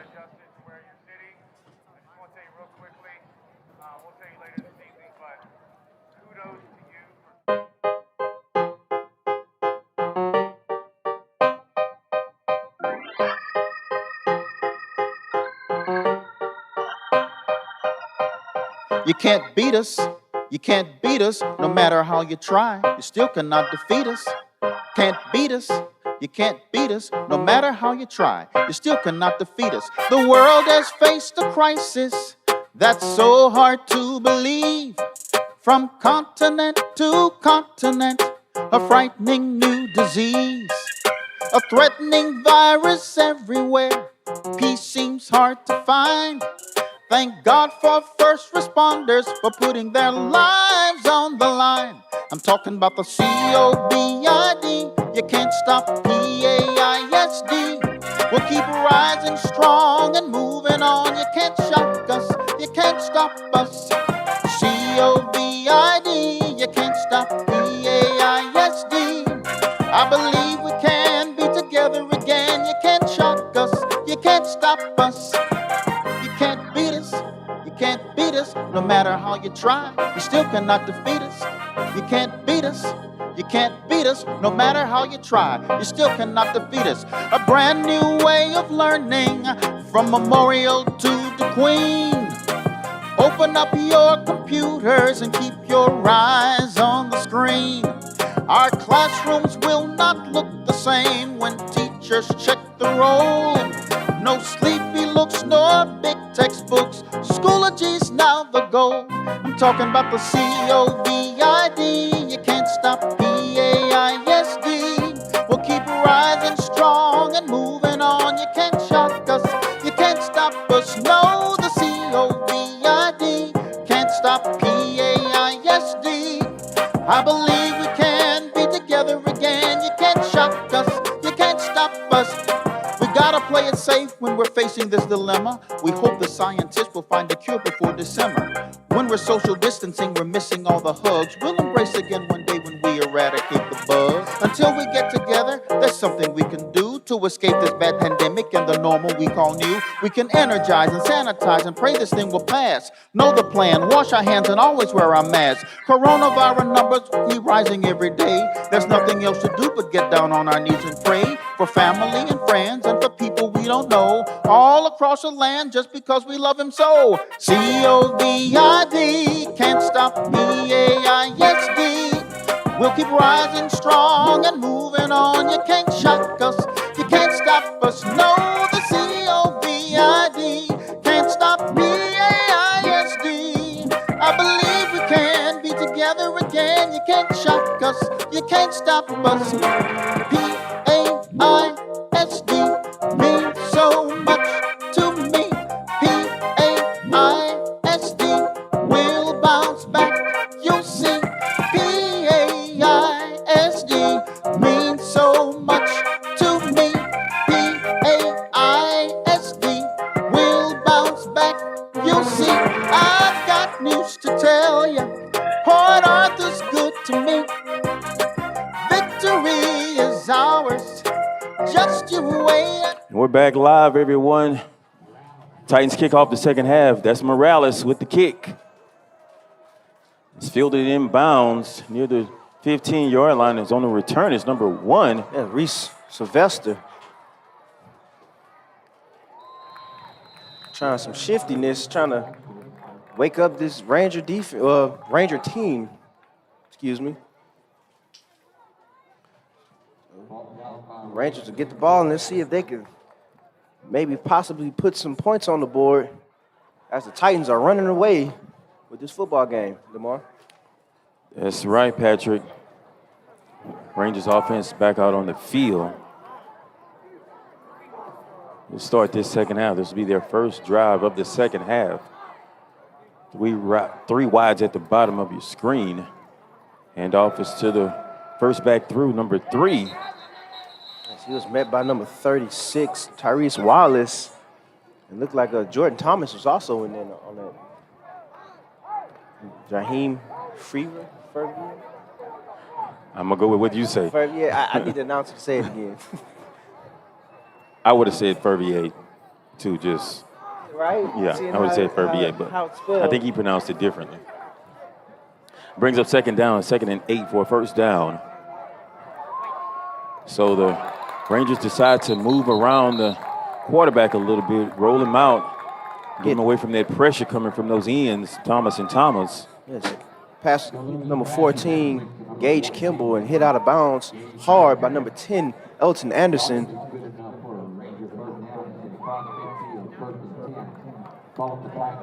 Anderson. So so we have Malik Jones down playing defensive back cornerback now.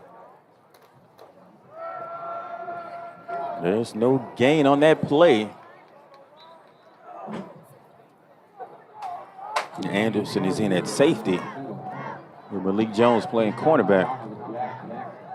Looks like the Titan defense has been rearranged a little bit in that secondary. Just a little bit. Second down, 10 for first down. Jordan Thomas up the field. The ball is knocked loose.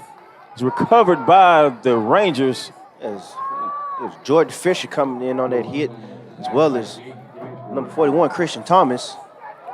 These Thomas brothers are showing some life. Jordan Thomas had a mean bull rush straight up the field through the offensive tackle.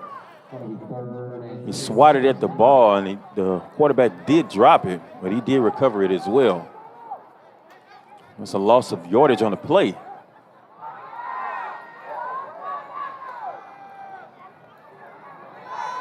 Who's that?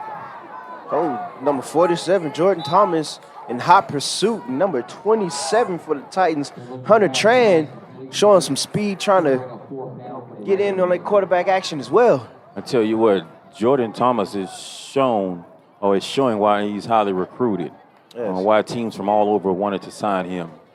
He ran down a quarterback. The play before he bull rushed in, get pressure on the quarterback. This next play, he forces the quarterback out the pocket, Patrick, and runs him down from behind.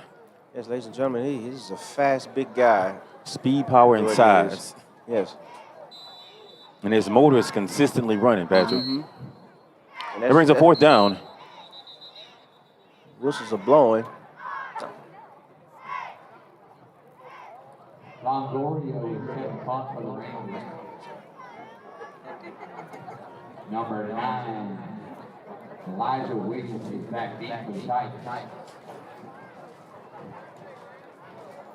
So we, as always, want to thank Mr. Eddie Anderson for doing a fine job of always correcting the announcers. Yeah, Mr. Anderson, thank you. Yes, I was saying Jordan Fisher and it's Jaden Fisher. My apologies, ladies and gentlemen. I say Jordan Thomas so much. It's just Jordan comes out of my mouth. These new Jordan uniforms we just got. Jordan all around, huh? I tell you what, everybody, when you see Mr. Eddie Anderson, we're going to now call him Mr. Popular. Mr. Popular, that is our producer of this whole shebang bang. The punt is forced out of bounds, rolls out of bounds, actually. Yes, he waved it off. So the Titans begin this drive from their own 22-yard line. This is the first drive for the Titans in the second half. Number 1 comes back in at quarterback, Jamar Sanders.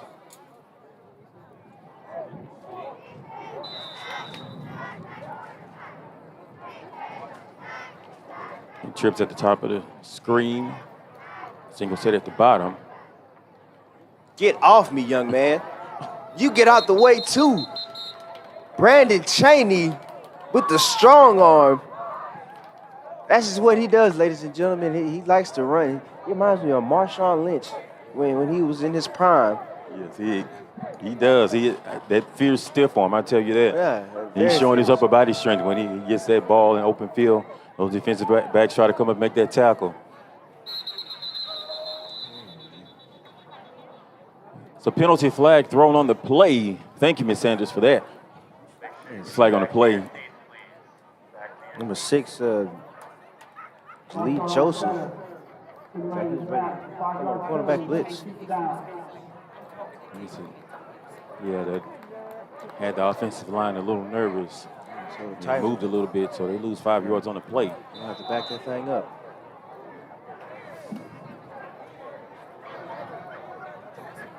Sanders behind center. 2 running backs set. Hayward and Cheney in the backfield. Blanchett at the bottom of the screen. But they had a dual threat back there.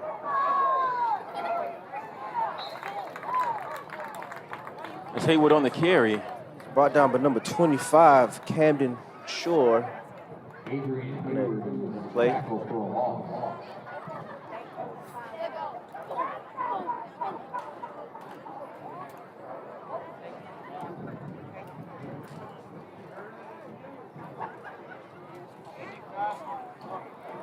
So Kendrick Sam will come in the game.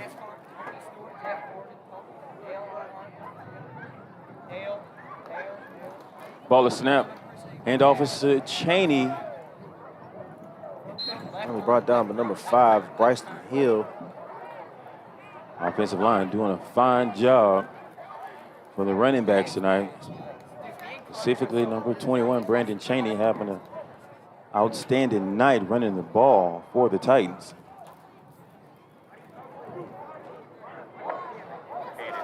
Basketball action tomorrow, everyone. Boys basketball will be in action tomorrow at 12 o'clock at the Titan Competition Gym. Be sure to come out and support the boys basketball team. And on Tuesday, the girls will be at home. The pass is complete to number 21, Brandon Cheney. He's taken down from behind. He was hit hard by number 9, Ashton Williams. Play, and the Titans look like they're going to elect to punt on 4th down tomorrow. That's right. I didn't realize that Brandon Cheney is the snapper on the punt team. Never noticed that. Out of 7 games, this is number 8. I've never noticed he was the snapper, deep snapper at that. That's an outstanding punt. Can the Titans get to it? No, it rolls for a touchback. Those are the kicks you like to see from your punting unit. Good job, number 8, Tony Brooks back there. Once again, the girls basketball team will be in action Tuesday at 1 o'clock at Titan Competition Gym. So be sure to go out and support the girls and boys basketball teams. They'll be in action this weekend before the Thanksgiving break. Don't forget, check your grades. Progress reports were uploaded. You can go to the parent portal and check on your students' grades.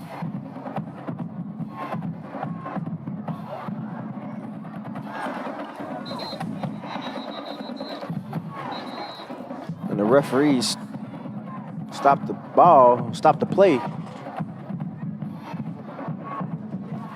Not sure what the call is. The Ranger band is trying to wake up this crowd and this Ranger football team.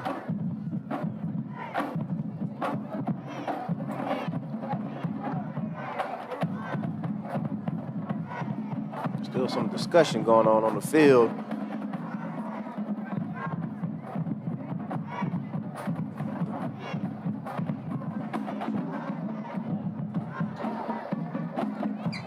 Fans look around wondering what's going on, as well as the players and the coaches. Still no word from the officials.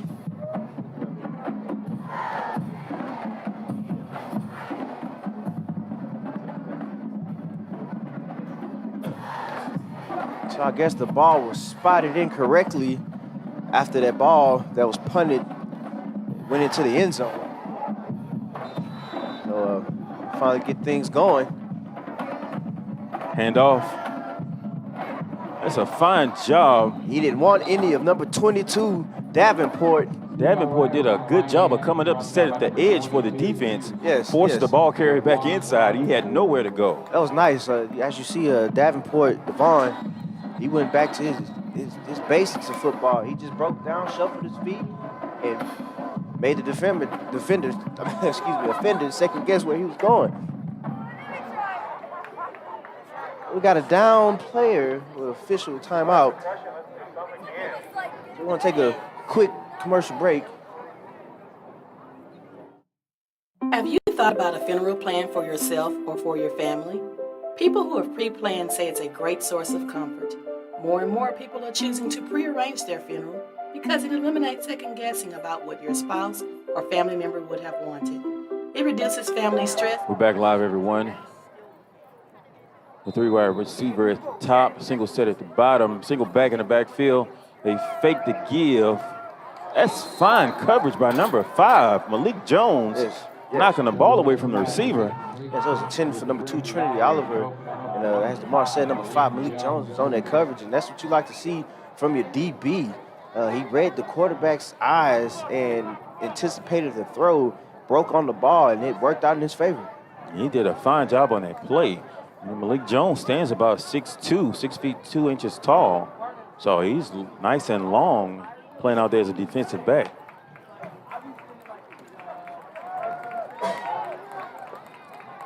So it looked like they went back to the same play on this play. It was finally completed to Mr. Oliver, brought down by a host of Titans. Number 5, Malik Jones, he threw his head in that tackle. But it was short, so it's going to bring up a 4th down situation for the Rangers, and they're going to send their punting unit onto the field. It's a fine job for the Titans defense again, stepping up, forcing a 4th down. They have the punting unit out. For the Rangers, the punt is up. Titans had no one deep on the punt. So in the senior division of the Southeast Texas Junior Football League, that's STJFL, the senior division, touchdowns were made by Derod Jacobs, Tyson Barnes, and Jamarcus Hudson.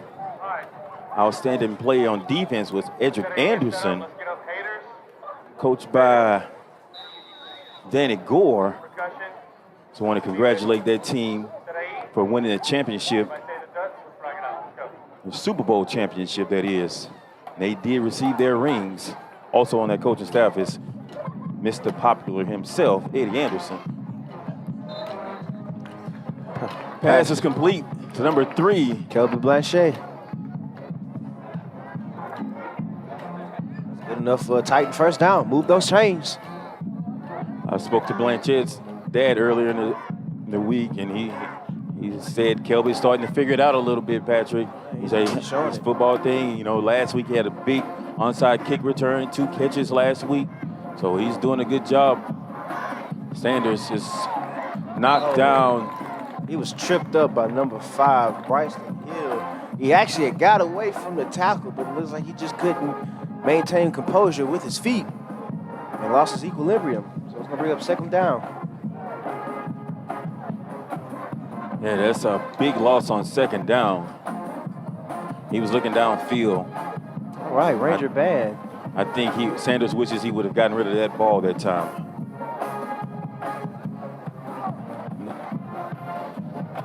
He's been doing a good job this season of taking care of the football, not turning it over as much, and that's a year under his belt playing quarterback. The play is halted. Penalty flags on the play. Iron Man, here we go, concussion. Stay set, please. We wait from the call, on the call from the officials. It's offsides against the defense, Rangers.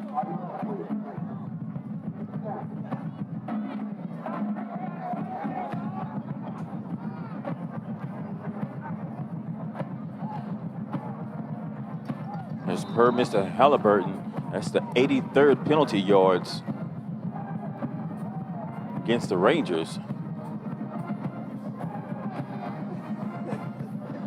The ball is snapped, gives it to Chaney, bounces it outside, cuts back inside. Oh, beautiful play, beautiful Another play. stiff arm, and he's tripped up. That was number 20, Omar Huntington. But that was a beautiful play.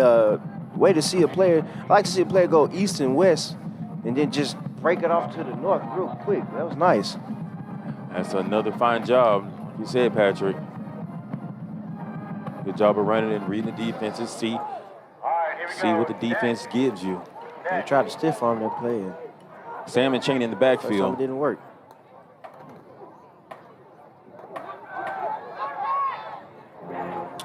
No lie, DeMar, that one confused me. I thought Kendrick Sam had the ball, number 24. I thought it was a real handoff to him. I looked, I said, okay, he's running too comfortable. I was completely fooled too. Completely fooled. So I say that's going to be a first down run. But it was the keeper by Sanders that brings up fourth down. 4:33 left in the third quarter. It's weird hearing this song played so calmly. You know, I went to Grambling, ladies and gentlemen, so when you hear this song, it's loud and proud. Oh, and it's blocked and recovered by number 5, Bryson Hill. And that's not what the Titans were looking to happen. There's nothing for this Titan defense to make a tighten up, step up. Hill came free up the middle. Yeah, that was a nice play. Got the block. And he was right there when Brooks dropped the ball to get it off, to drop it to punt it.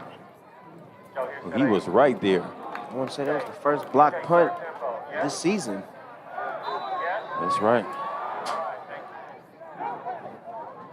Rangers are in business deep inside Titan territory. The pass is complete. It's number 17, initial contact. Whistle is blown, or the ball is blown dead at the 15 or 14-yard line. Pass is complete to Maddox Wilkinson, number 11. I was expecting the Rangers to do a little hurry up. That was working for them right before half. That first play just went pretty quick, but they're taking their time now. Twins at the bottom of the screen. He tried it. Davenport on the coverage. Malik Jones on the coverage as well. Also, Elton Anderson was in the backfield back there. Yeah, there were 3 Titans around the ball. Yeah, I'm not sure why he even elected to throw to him. Well, he decided he's trying to go to his big wide receivers out there. He's long and tall, too. He seems to be about 6'2" or 6'3". And they tried to get the ball to him, but he was triple covered. 2 running back set.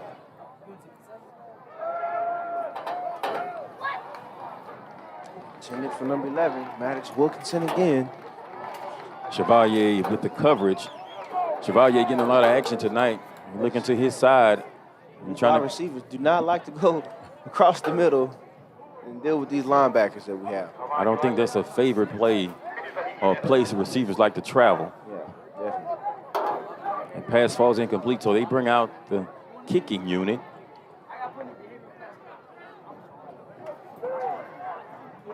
Kick for them is Ramiro Longoria. Try to get another 3 points on the board. About a 31-yard field goal attempt. And it scoots across. Just got in there. Yeah. So it.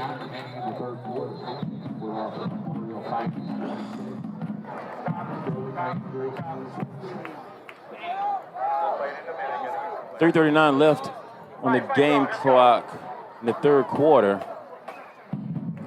Score is 26 for the Titans and 6 for the Baytown Sterling Rangers. We'll be back after this short break. The audio-video production course is focused on careers in designing, producing, performing, writing, and multimedia content. Students in this course get to explore and showcase their creative sides. The computer maintenance program prepares students to enter a career in computer support as a part of an information technology team. Call 984-4750 for more information. And we're back. And the Titans are coming onto the field to receive the kickoff, number 9. Elijah Williams and number 28, Adrian Hayward in the backfield. After the Rangers just scored a field goal, put 3 points on the board. So as we go over last Sunday's Super Bowl, our last team to play in a Super Bowl game was in the Pee Wee division. and they were defeated. The kick is up. On the return, it's number 21, Brandon Cheney. Fields the ball, returns it about 10 yards past the 30-yard line. Brought down by number 28, Jaden Wright. Like I was saying, Patrick, in the Pee Wee division, the Little Titans was defeated by, I forget the name of the team, Port Nature's Groves, by a score of 37-32. They're the runner-up in the Pee Wee division. So close game. Yeah, it was the last team who had the ball who won the game. The offense is back and forth. Okay. Runner-up, Giovanni Thibodeau had a 50-yard touchdown run, a 48-yard touchdown run, and a 20-yard touchdown reception and a 2-point conversion. James Johnson Jr., that's a familiar name to these Titan fans, had a 2-yard touchdown run and a 1-yard touchdown run along with the 2-point conversion. Outstanding players were Ethan Anderson, Jamarcus Hudson, Tyson Barnes. Would you like to hear Cheney up the middle, dragging some Rangers with him, but there's a flag in the backfield. So we'll see what the referees want to call. Well, after what you were saying, DeMar, congratulations to those young men. Way to play hard in the big game and continue those efforts as you get older. And I want to thank, I'm sorry, Patrick. I want to thank whoever sent me that text message. They were defeated by Jasper. Whoever sent that text message, thank you. They were defeated by Jasper by a score of 37-32.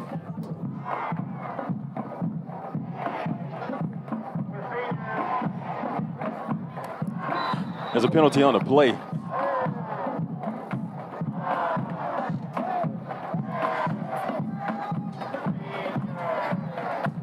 It's second down and 24, first down. Sanders looks downfield. He's forced out the pocket. Oh, he's hit out of bounds with number 34. The Rangers, Jaden Corey. We've been saying his name a lot tonight. Defensive linebacker for these Rangers. He's been after Sanders all night. Yes. I want to thank President Damon Fisher for that valuable information. They were defeated by Jasper once again. And so that's third down, everyone.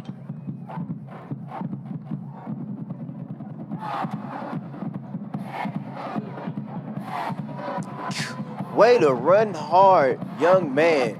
Brandon Cheney making some people miss, spinning off a couple people. That's what you like to see. Continue to run hard, continue to play hard, no matter the score, no matter the time. Good play, young man. That's exactly right. Cheney is lighting up the stat line tonight, I'll tell you that. Definitely is, definitely. So, ladies and gentlemen, at this time, it is the third quarter with 2:30 left remaining. So share this post. Let everybody know what's going on in Baytown. That, hey, your Titans are up 26-6. And continuing on this 7-0 streak. Second and 5, correction, third and 5. Sanders on the keeper, fakes the handoff. Great blocking downfield. That's number 8, Tony Brooks, who made the great catch earlier in the first half. Hey, that was also a great fake handoff because I looked up the middle. It was until you said Jamar Sanders had kept the ball, you know. That was a good fake. Yeah, Kendrick Sam with the fake. That was an amazing fake to fool the defense and hold the defense there. That's why Sanders had so much room to make that run and get up the field. Yeah, shout out to Kendrick Sam this week, too. He's been playing hard, showing his worth and contribution to and for this team. It should always be that way. Next man up. Somebody not able to play, next man up. It's number 28 on the carry. Mr. Hayward. All right, relax. Concussion, let's play something. Adrian Hayward up the middle. So it's a short gain. It's going to bring up second down, 2nd and 6 for this Titan O. We got Hayward in the backfield with Cheney. Oh, excuse me, I think that's Sam in the backfield with Hayward. Yeah, it's Sam. Hayward that is and Kendrick Sam. Sam catches the pass. Chased down by number 20, Omar Huntington. I've been saying his name a lot tonight as well. Short gain on the play by Kendrick Sam. Pass is complete to Sam. Cheney's going to come in for Sam, give him a little breather. So now, Patrick, we're starting to see more and more people contribute on the Titans team. So now with Kendrick Sam, and you're stepping up. That's good, man. I'm trying to see the correct wording for it. It gives your players more rest, your key players more rest, and it still keeps your offense alive. You know, because Kendrick Sam, like I said, he's clearly shown that he can make some things happen when you give him the ball. So that just takes a load off the seniors. That's true, and coaches trust him to put him in there in those situations. You know, Blanchett down there is getting a lot of time. Yep, junior wide receiver. The Titans have a couple of juniors and sophomores that have actually played pretty well for this team and contribute a lot. So it would be good to see them next season as well. Adrian Hayward on the carry. That's a penalty flag thrown right there where he was tackled. It was an aggressive throw. Yes, it was. And they're told to throw the flag toward the area of the penalty.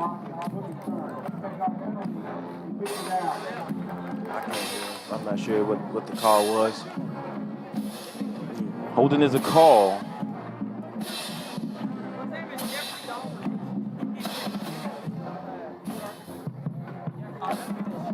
Penalty is marked off. That's a 10-yard penalty on the play.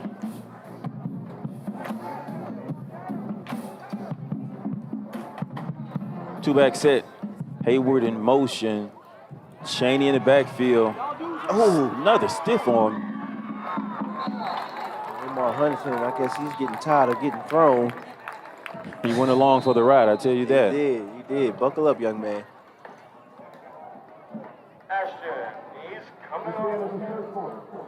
Trying to get back to the original down. Oh, it was the end of the quarter. Okay, so at the end of the third quarter, your score, Titans 26 and the Baytown Sterling Rangers 6. So, ladies and gentlemen, as we do every week, you know what to do. Put 4 fingers in the air and let your household know, hey, it's the fourth quarter and your Titans are up by 20 points, trying to extend their record to 8-0. So wherever you're at, put the 4 fingers up. Whether you're at work, you're in the bathroom, hey, let the walls know. You just know if walls could talk. So they see the 4 fingers.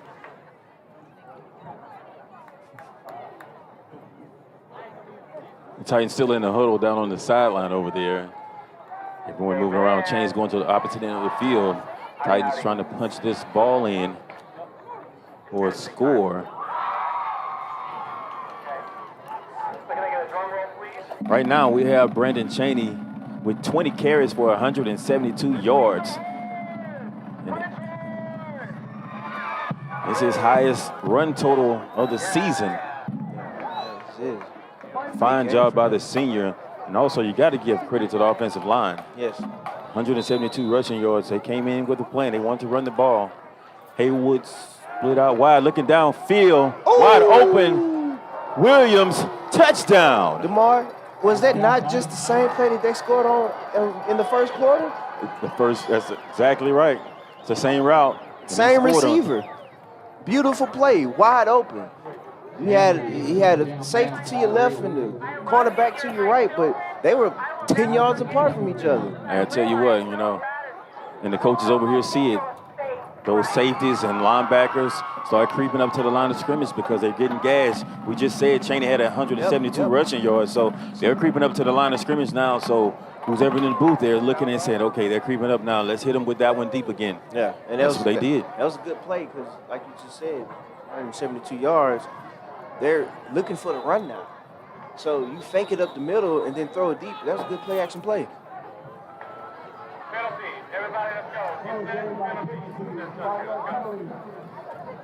Yes. Dun, dun, dun, dun. Mr. Halliburton is singing the fight song up here, everyone.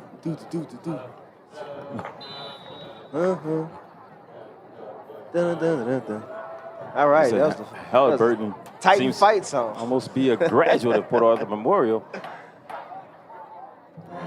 Out the kick is Morales. Cheney's a holder. The kick is up. Beautiful kick. The extra point is good.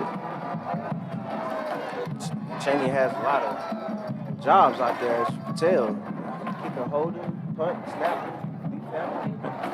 Hey, coach is depending on his senior leader. He's been on varsity 3 years. So the score, ladies and gentlemen, your Titans are 33 and the Baytown Sterling Rangers are at 6. And this is the start of the fourth quarter. The board has not changed yet, but it's the start of the fourth quarter with 11:52 remaining. All right. One more thing about the Junior Football League, that junior division, this is their 4th consecutive championship. The 4th consecutive championship, so congratulations. Yes. Oh, that can't be stopped, huh? 4th consecutive championship, so we want to congratulate those young men doing a fine job, participating, and listening to their coaches. Well, this just might be a tight year. The little Titans won their Super Bowl, and now we're finna have the big Titans, varsity Titans, they're trucking along. They're finna clearly increase their lead to 8-0, 6-0 in district play. Next week they have a bye week, so they get time off and get a break from football to enjoy their family and let their body heal and rest up and get ready for Friendswood the week after. That's right. Final game of the season. It's a home game. Senior night, parent night. Come out, support. Always social distance, everyone. Yes, please social distance, wear your mask. I would hate for this area to turn out like El Paso right now. El Paso is going through it with COVID. Yeah, they're having a hard time. Raven Fontenot checks into the game, the senior defensive back, number 29. Oh, showing his contribution to the team and what he can do. Right. The play is broken up for Maddox Wilkinson. They go to his side immediately. Pass falls incomplete. The coverage was by Fontenot. It's a good job covering. Brings up 2nd down. It's a penalty flag throw on the play. It's going to be against the Rangers, so they'll get that 9-9 to 2000 action. Going the other way, going backwards.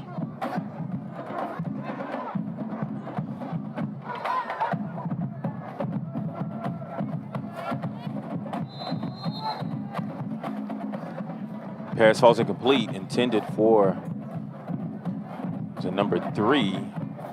Closest Titan to the receiver was number 22, Davenport.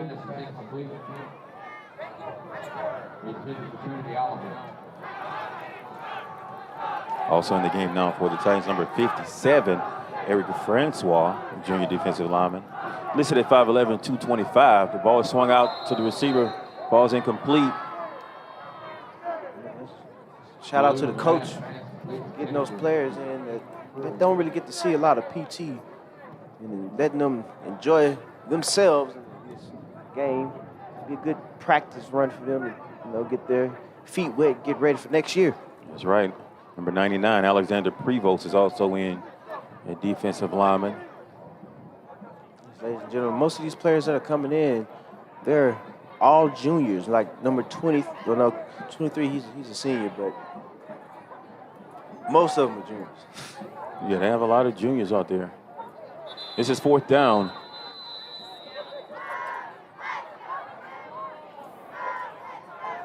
There's a discussion on the field with the officials.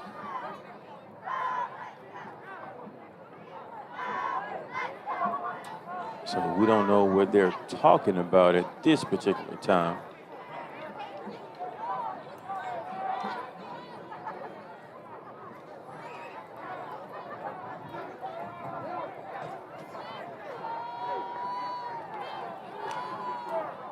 I think they finally got it together. It was 3rd down. They switched the marker. Yeah, that was the issue. A down marker. In and out the hands of the receiver, just off the fingertips of the defensive back, Fontenot. Yeah, he could have got that one. He was close.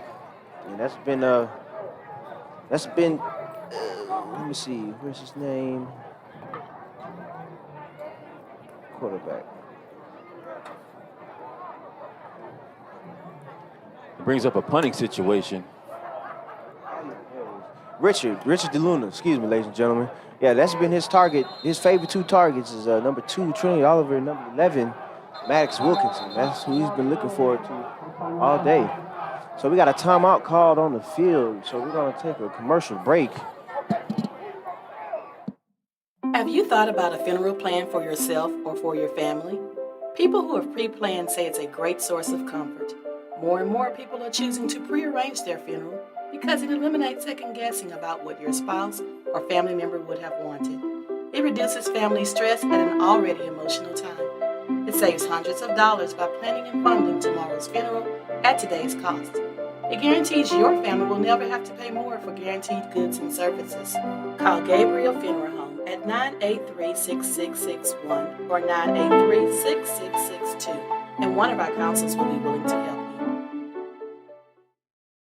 Back to action, everyone. 4th down.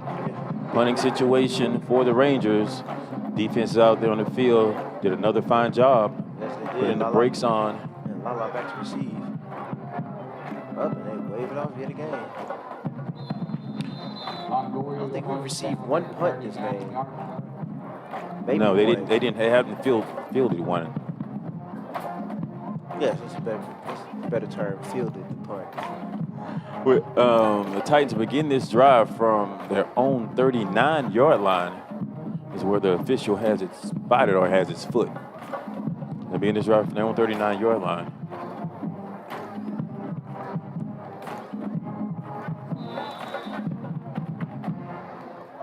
.25 left in the 4th quarter. Scores 33 for the Titans and 6 for the Rangers. Sam on the carry, moves inside. It's a nice move by Kendrick Sam. There you go, Mr. Sam.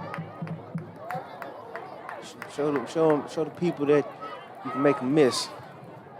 Well, he already did, but he does nice cuts. He did show that already.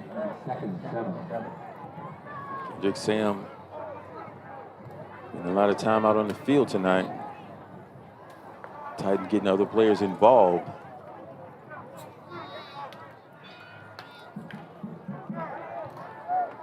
Swung out to Cheney. Fine job by the receivers downfield. Oh, it's going to be a late hit out of bounds, probably by number 1, Tony Brooks. Reese Sylvester. Tony Brooks doing a fine job on the edge. Okay, guys, we're going to do force in a minute, but we're going to take Blocking for the running back. See if you can hang. Waiting on a call from the officials after the flag. You need to watch that IE percussion round the back, okay? Watch her. Brass, don't slow down. What? Flag was called on the receiver. He said number 8 on the offense. That was very, very, very late of a flag, because that was right after he had stepped out of bounds. So I'm not. Okay. It looked like a good block, clean block did, to right? me. He had his hands inside. He didn't have them outside, turning him.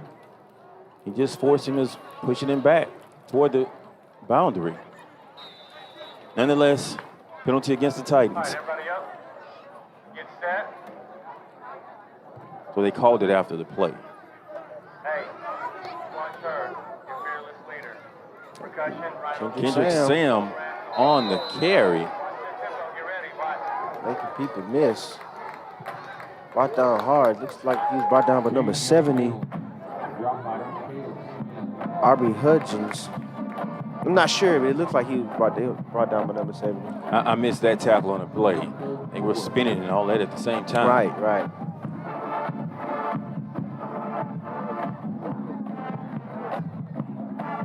3 receivers set, 2 backs in the backfield.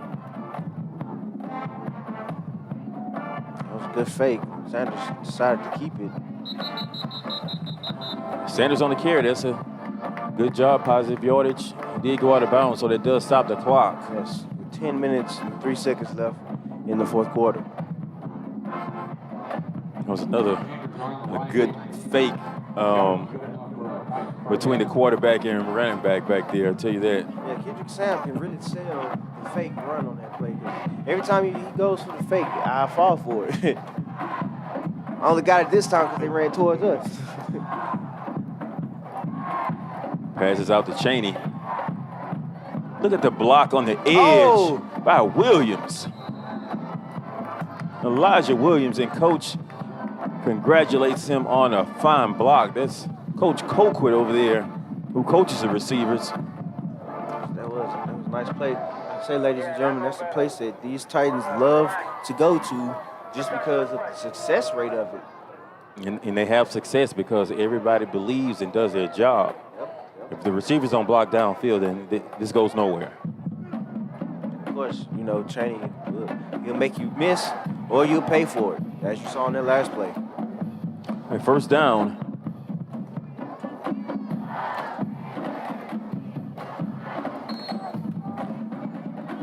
It's Cheney on the carry again. Cheney is tough to bring down. He's just moving the pile along. As he 70 get up, Audrey Higgins. Cheney lures the boom every carry. He's tough to bring down. We got 9:12 left in the third quarter. Score 33, fourth quarter. Yeah, they never changed the board. I don't know why.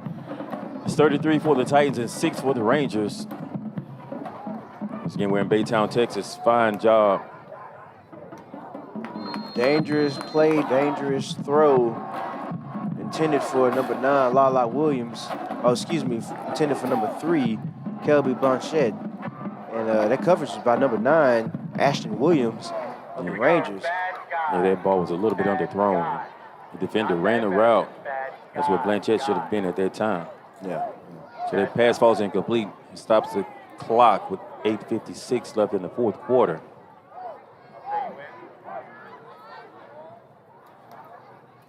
Cheney is now at 22 for 184 yards. Kendrick Sam protecting Sanders back there, and the pass is complete, but it is out of bounds. That was a beautiful catch and throw by Lala. It looks like he was diving. He was. Catch out of bounds. Number 25 on the coverage for the Rangers, Camden Shore. It's a fourth down situation for the Titans, and the offense is going to stay on field. That's the effort you want every play from your players. That's how you win football games. It's true. Laying off for the ball. He was out of bounds, but the effort was there. Wanted to make the play.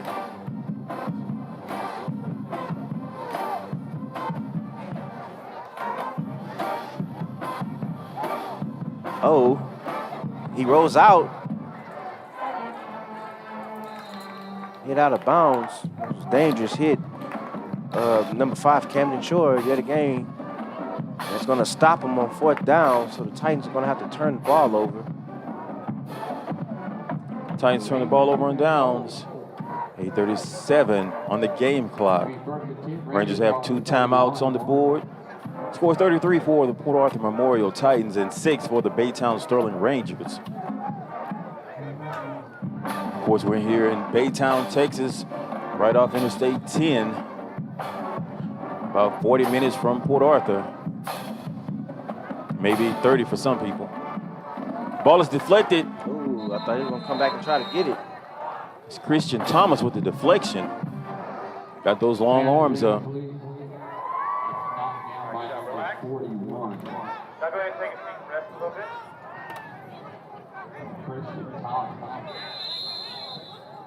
The officials' timeout called on the field.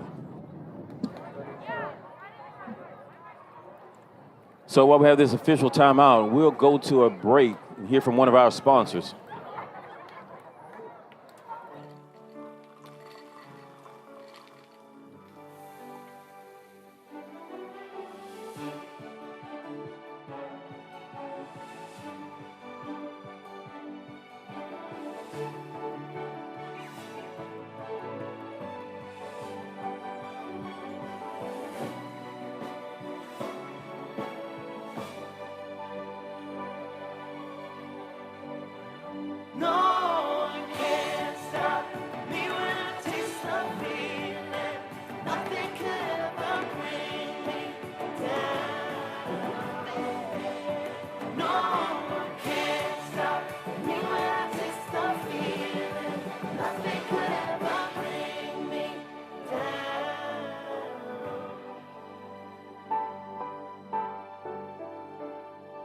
taste the feeling.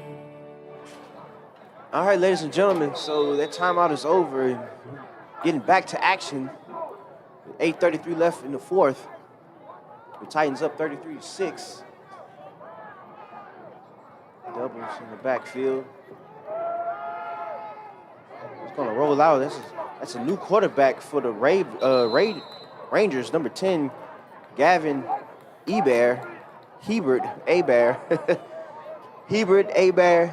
Hey, it's your preference. So, so that was supposed to be a pass play. He's just going to have to roll out on that play. He was forced out of bounds. Got about 3 yards on that play, so it's going to bring up second down for the Rangers.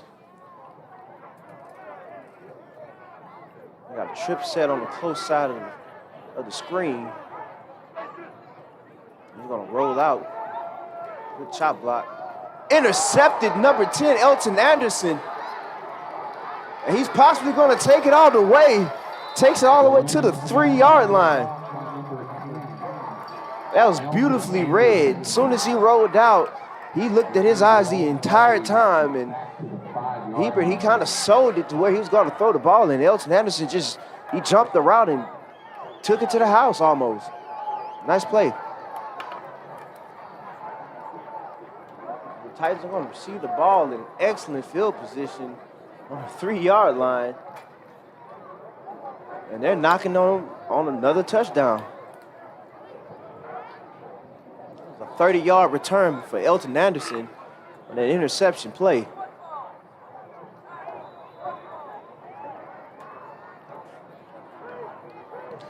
They're going to come in with two backs in the backfield, Chaney and Smith.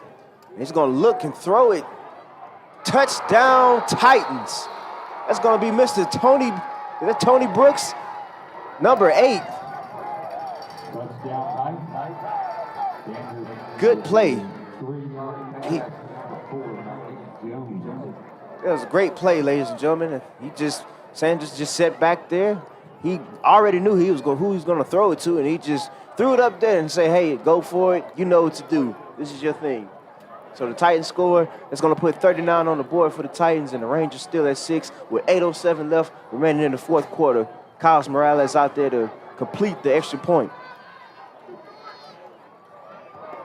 Oh, it looks like it was tipped and received. They're going to take it back. Omar Huntington is going to take it back, possibly all the way. And he's going to take it all the way, ladies and gentlemen, off of a tipped field goal.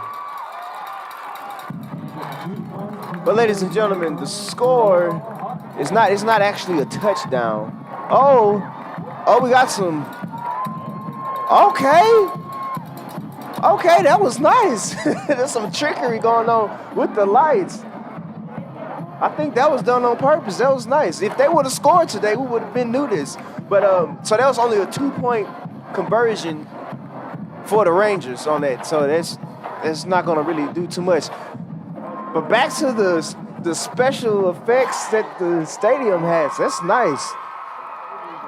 Can we still have? Can the Titans do something like that? That was nice. Well, the guy told us earlier, Patrick, he said they have brand new lights. So all those lights are LED lights. So, if there was regular lights, it would take 10 minutes to come back on. Yeah, so definitely. Those LED lights, I guess they can do that effect. And they do that at Baltimore. Mr. Halliburton, you remember when they score a touchdown, those lights blink like that. I think it was Baltimore Ravens. Oh, okay. That's pretty cool. Yeah. Yes, ladies and gentlemen, during pregame, the lights actually went out in the entire stadium, and the scoreboard was still on. So we thought, it was a power glitch, and with older stadium lights, those lights go on. Like DeMar said, you got about 10 minutes before they come back on, and they came right back on, lickety split. Yeah. That was interesting. Some excitement for the game, huh, Patrick? Yeah, that was. It woke me up a little bit.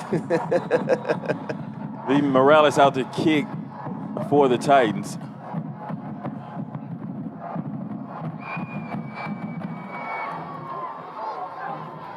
Number 14 on the return, Gage Kimball. Number 15 on the tackle, Jamon Francis, the senior defensive back. who's listed at 5'10", 185 pounds.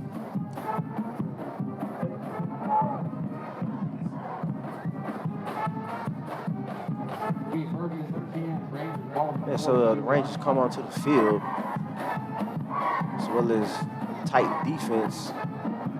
They haven't really changed anything up. You know, fix what's not broken. That's right. Defense playing lights out once again.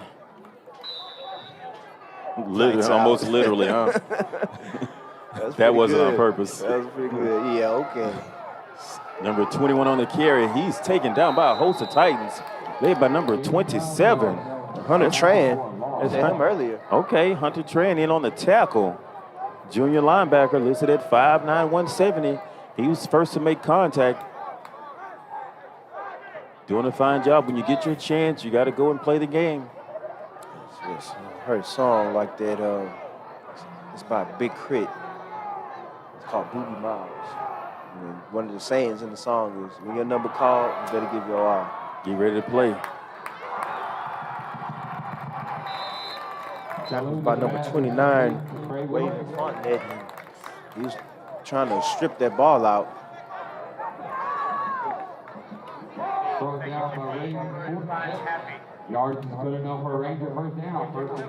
New players out on defense. I see Kevondre Mitchell out there, along with Hunter Tran.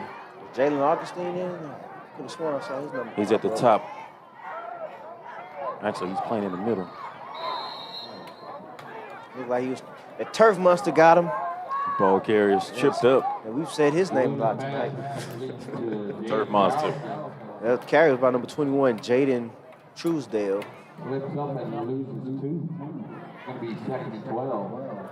Thomas was in pursuit right behind him before he fell down. Yeah, I think he Christian felt, Thomas. I think he felt Thomas. I wonder if Christian Thomas just breathed on him real hard and he fell. 6:28 left remaining in the fourth quarter.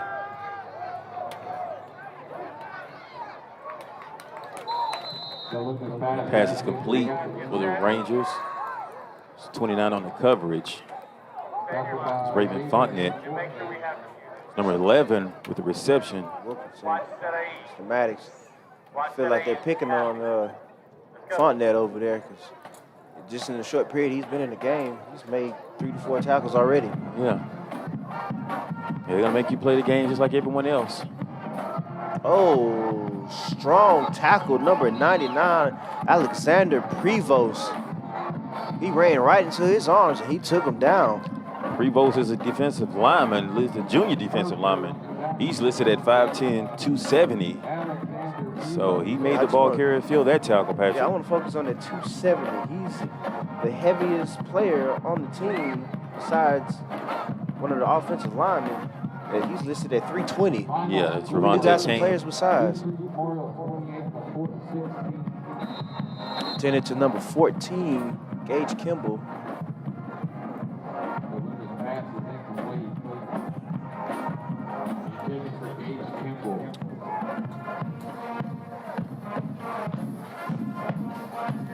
The Rangers turn the ball over on downs.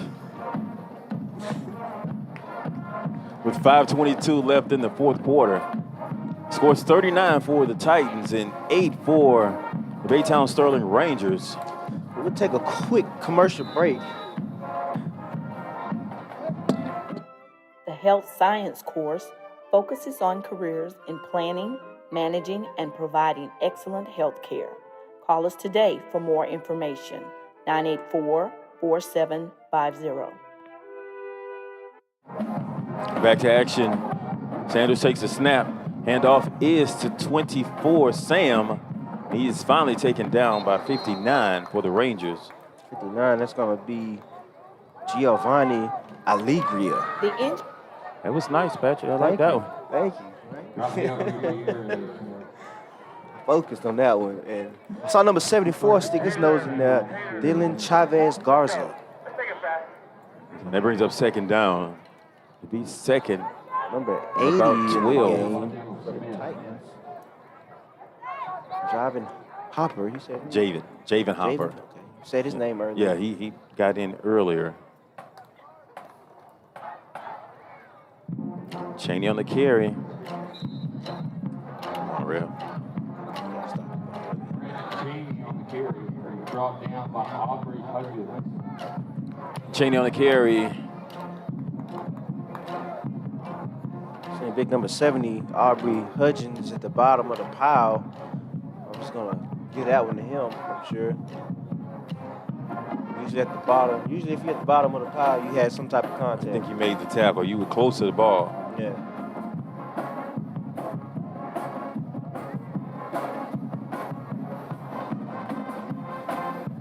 Okay, you hit him. Bang getting down over there.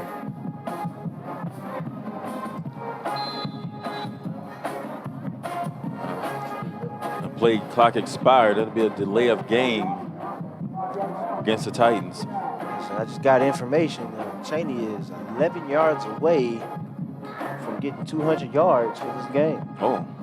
So I'm pretty sure the coach is going to give him the ball, let him get his stats for his senior year. If they know that, they may be trying. I don't know if this is NFL now where they're keeping stats right there on the sideline, but. Hand off to Sam. All right, Ranger group. Ranger group. Coming up on 3 minutes and 30 seconds left remaining in the fourth quarter. And it's fourth down for this Titan offense, and they elect to stay on the field. 4th and 12.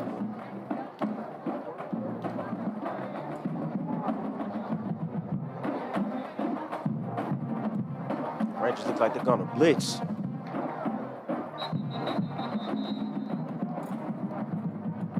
There's a flag on the play. I'm not sure what it was.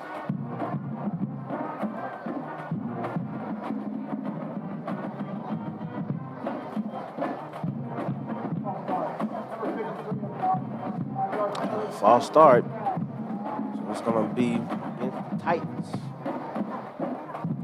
It's gonna juvenile the ball. It'll be 4th and 16 now.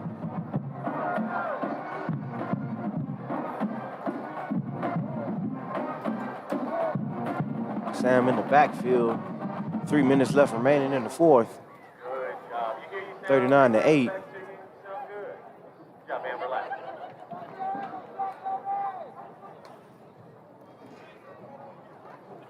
And the Titans keep it classy and just hand the ball off. Let the clock keep running. Sam on that carry, Patrick. There's no gain on that play, so the Titans will turn the ball over on downs. 2:46 left in the fourth quarter. Take over 1st and 10, ball at the Titan 37. Rangers offense back out on the field. Coach Mangum gives final instructions to the defense.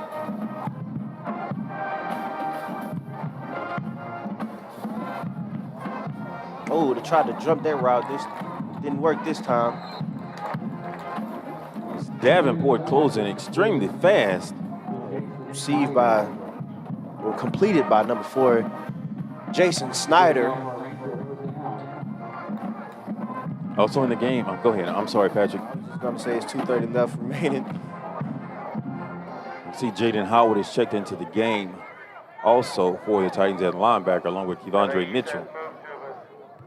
Shake, rattle, roll. Good job, relax.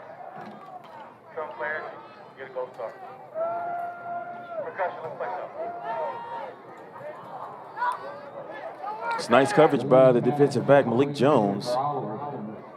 The pass was intended for number 2, Trinity Oliver. Oliver is listed as a junior. It's going to bring up 2nd and 10 for the Rangers.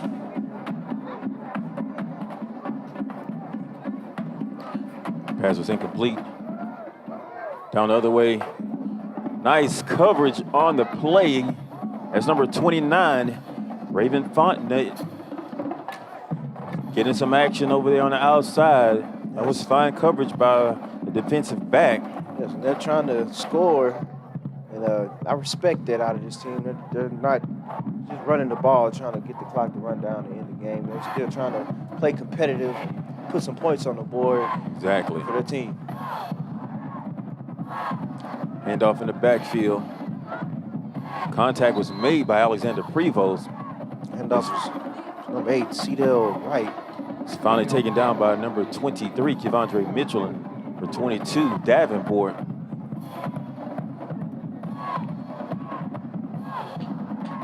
.140 left remaining on the clock, ladies and gentlemen.